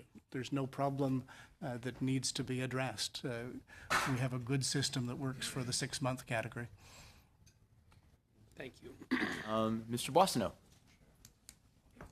Thank you, Mr. Chair. Ron, thank you very much for coming here. I'm really glad that the country has seen fit to honor your service with the Order of Canada, and not only for your great work in the HIV/AIDS space, but for channeling the love and passion for your partner, Kimball, into a whole life's work on behalf of the community. So thank you. And I know you're an activist, and the activism doesn't stop, does it? So you need to be here again. So I appreciate that. I want to ask you a technical question because, look, there are legal scholars that say if we could do a carve-out for the LGBTQ community, we'd have thought of it already. But if we repeal body house provisions, it also repeals some parts of that law that still have an application in today's society. What would you say to people who say we still have to hang on to body house provisions and we can't figure out the terminology to actually do a carve-out for LGBTQ people? So, I'm going to start by saying I'm not a lawyer. And it does seem to me, though, that the degree to which the law has become archaic through lack of use and application, I think the body house laws in the last 2 years have only been used once or twice.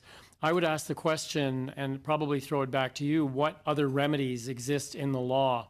When we've looked at other areas that I'm involved in, like criminalization, and we really see the broad and overuse of the law, I think that personally we need to ensure that the laws we use are only those that can be put into effect in situations where true cause, consent's not given, harm occurs, non-consensual activity, and so on. And I really don't see much of a use for the law as it relates to sex work anymore. But I do see a place for other laws, including possibly aggravated sexual assault for areas of non-consent. I'm not sure if I've answered your question, but I do think that there are other laws on the books that can be used, and this archaic law needs to be made to go away. You have indeed answered the question, so I appreciate that. So now I want to ask you a personal question, and then I'll get back to the technical pieces. What would it mean for you to have that record from the Toronto Police Service removed and expunged? Well, it would remove a very kind of difficult and distant memory for me, but I really come to the table saying it's not about me. I'm carrying all these other voices with me, and it's on behalf of a much larger group that were wronged and often, in many cases, had their lives ruined. So it's really not about me. It's about a much broader group of people who suffered far greater harm than I did personally. And I take my responsibility to the community seriously. And in as much as I can support the LGBTQ community and also understand that among people who work in the sex trade, there are also many LGBTQ people who would benefit from the repeal of the law. So you raised two issues. One is the repeal of the law, which is part of it. But let me ask you a question about expungements, because I know you've chatted with many colleagues about this, and I know we'll hear from Gary Kinsman and others next week. Would it be important for you and people that you've spoken with that should we be able to repeal the law and get expungements legislation drafted, that the posthumous provision be there as well, that a family could apply on behalf of somebody who was charged in the past but simply is no longer alive? I think there are two things that are important. I think the posthumous provision is important. I would support that, no question. I also think that because I've done a lot of work with historians who will be presenting in the future, and when we presented to Bill C-66, I also said, look, I don't want to have my record at the Toronto Police Services or the Scarborough Court anymore. But I don't want to see my records disappear off the face of the earth, because I think that it is important to preserve our history.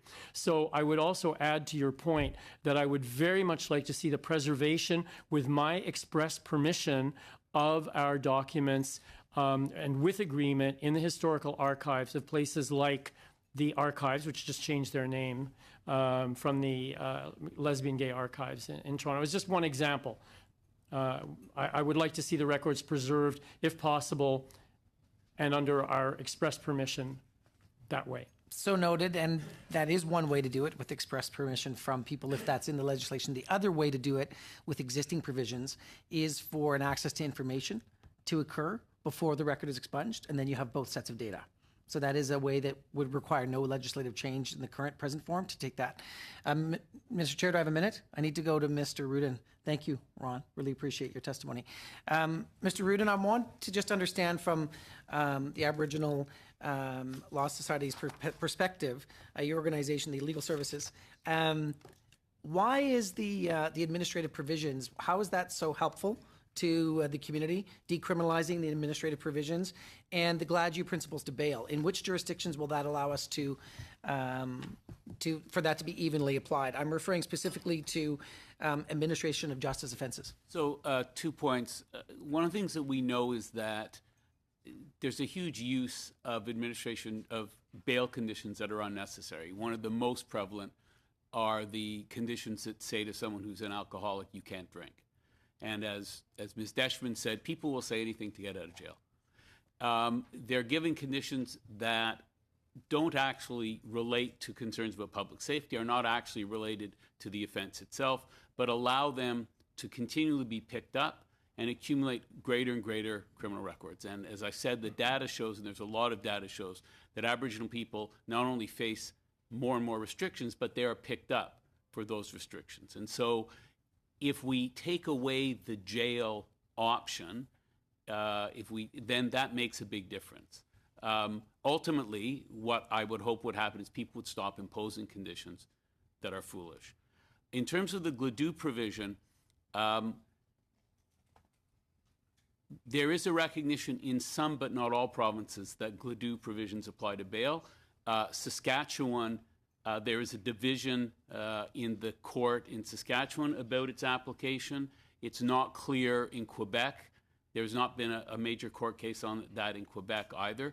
So this would clear up that issue, and it would be very significant, because we do know that in Ontario, where Gladue clearly applies to bail, that Indigenous people do receive bail because things like prior administration of justice offenses are not held against them.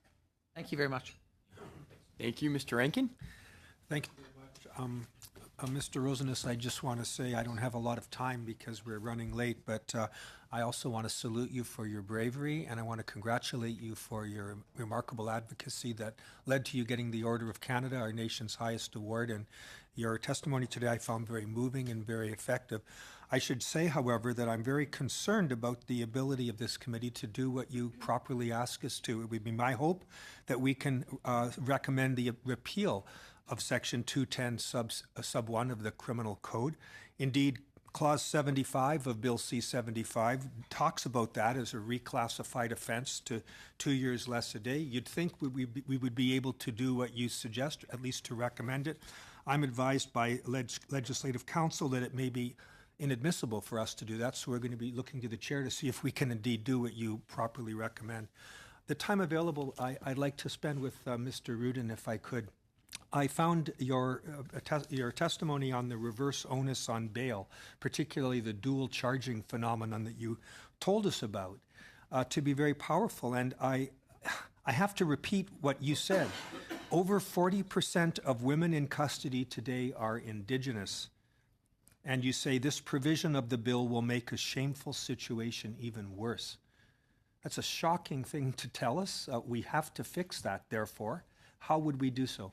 Well, this issue has come up repeatedly, and certainly the Commission into Murder and Missing Indigenous Women and Girls has heard a lot of evidence about the impact of dual charging. And we see this in our work all the time. So a man is charged, and he says, oh, she did it too, and then the woman is charged as well. And if the woman doesn't have access to legal resources, if she has a prior criminal record, she doesn't want to stay in jail, she will plead guilty. And then what hangs over her is any time a partner wants to allege that she was violent, she will now face a reverse onus, and it'll be incredibly hard for her to get out. And so that's the reality. It's the reality that we don't think of when we have mandatory charging policies. Many police services have a mandatory charging policy on domestic violence, and we put that in because police were not charging men. But what happens as a result of that is that whenever the man says, she hit me, the police don't investigate, they charge. So it's charge first and let the courts figure it out later.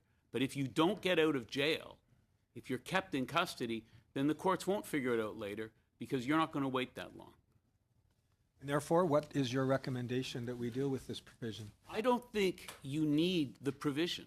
There are already provisions. The secondary ground is the person a danger to an individual or to the community at large? If someone has a prior conviction for domestic violence, then the Crown can say that they oppose the person's release because they've had a prior conviction. They don't need a reverse onus to accomplish that. They just need to do the work that Crowns should be doing. Another, I thought, very poignant part of your testimony today was what you termed, and using your words, the proliferation of mandatory minimums. You referred to it as the elephant in the room in this bill, pointing out, I think, that the mandate letter of the Minister of Justice required her to be addressing this. We see nothing in this bill to deal with it. And then you quoted her virtually a year ago, acknowledging, essentially making the very same points you did about its impact on racialized communities and particularly Indigenous people. Honorable Irwin Cotler, who was the Liberal Attorney General in 2015, suggested that there be what he termed an escape valve section, which simply gave judges the discretion to say if they see something that would shock, where the imposition of mandatory minimums would shock the conscience of Canadians, then the judge, with written reasons provided, could review that mandatory minimum and impose a more reasonable mandatory minimum section. Would that be something that you could support? That certainly would be something we can support. And the advantage of that is that because there are written reasons, there would be appellate review. And that, in fact, is the standard that judges are using when they are striking down mandatory minimums now.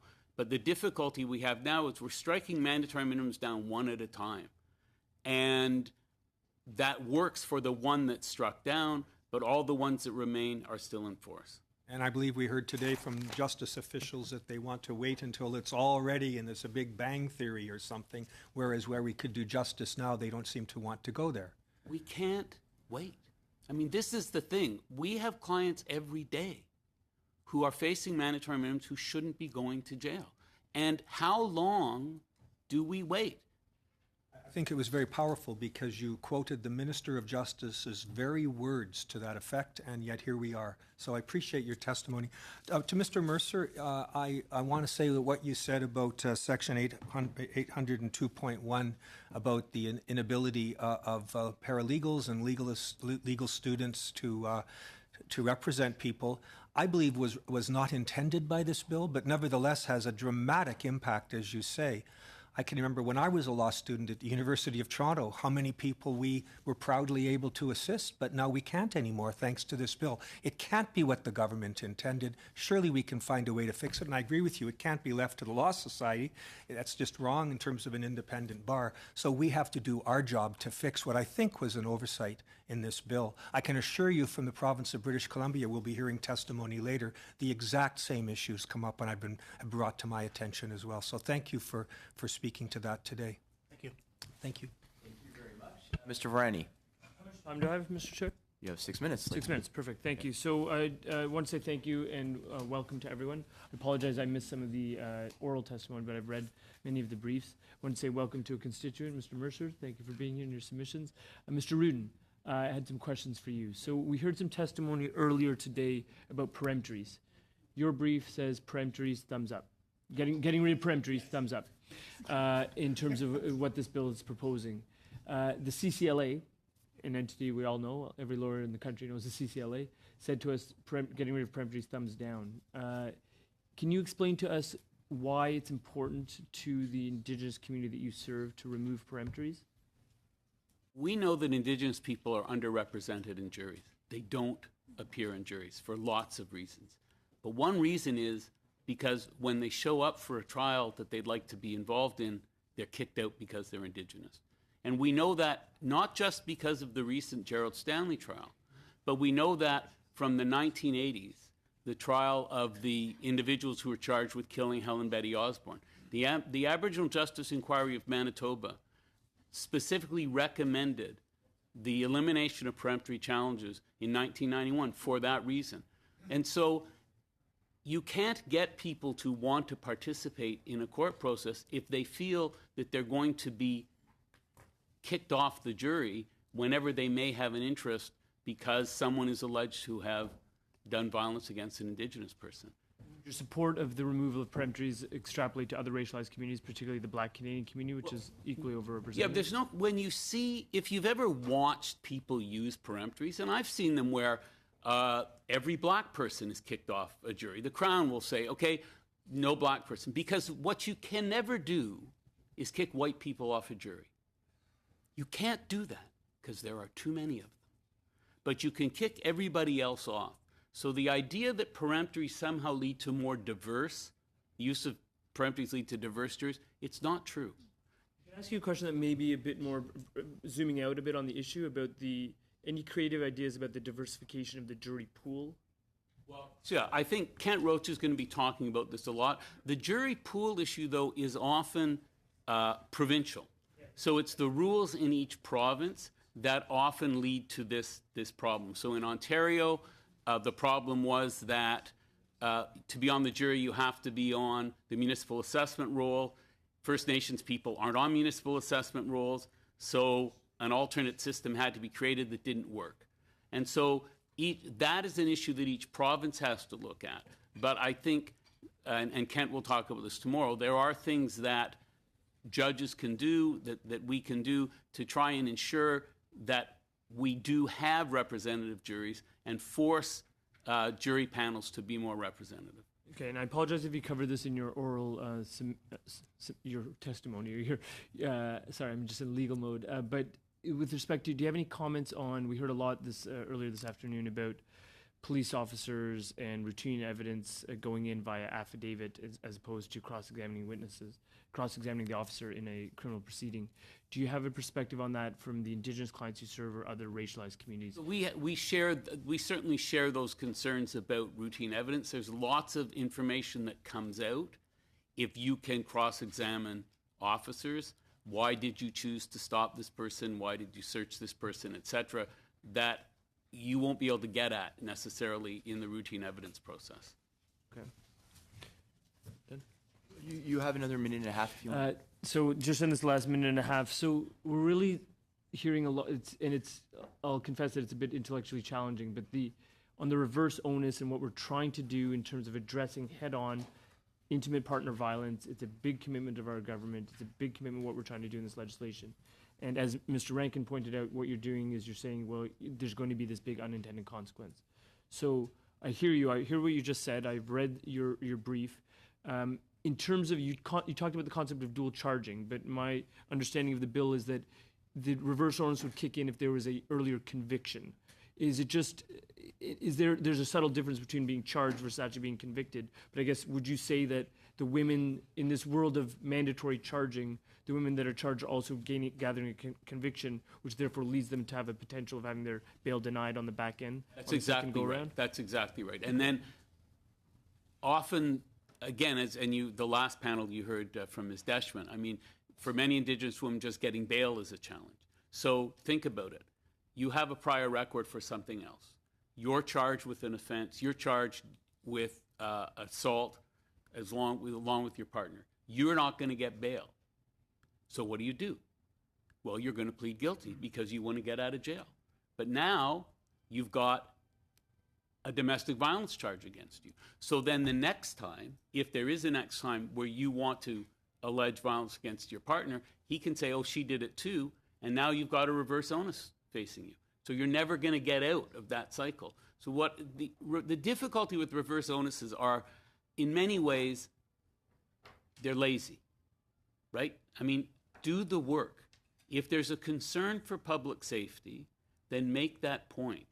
But reverse onuses make it too easy to keep people in jail, and again, often the wrong people. And this is the whole history, and all the attempts, very well-meaning attempts to deal with domestic violence, have led to more and more women, more and more Indigenous women caught up in the justice system. So we have to stop and actually think about what are the real impacts of this going to be on the ground. And from our perspective, those will be quite damaging to Indigenous women.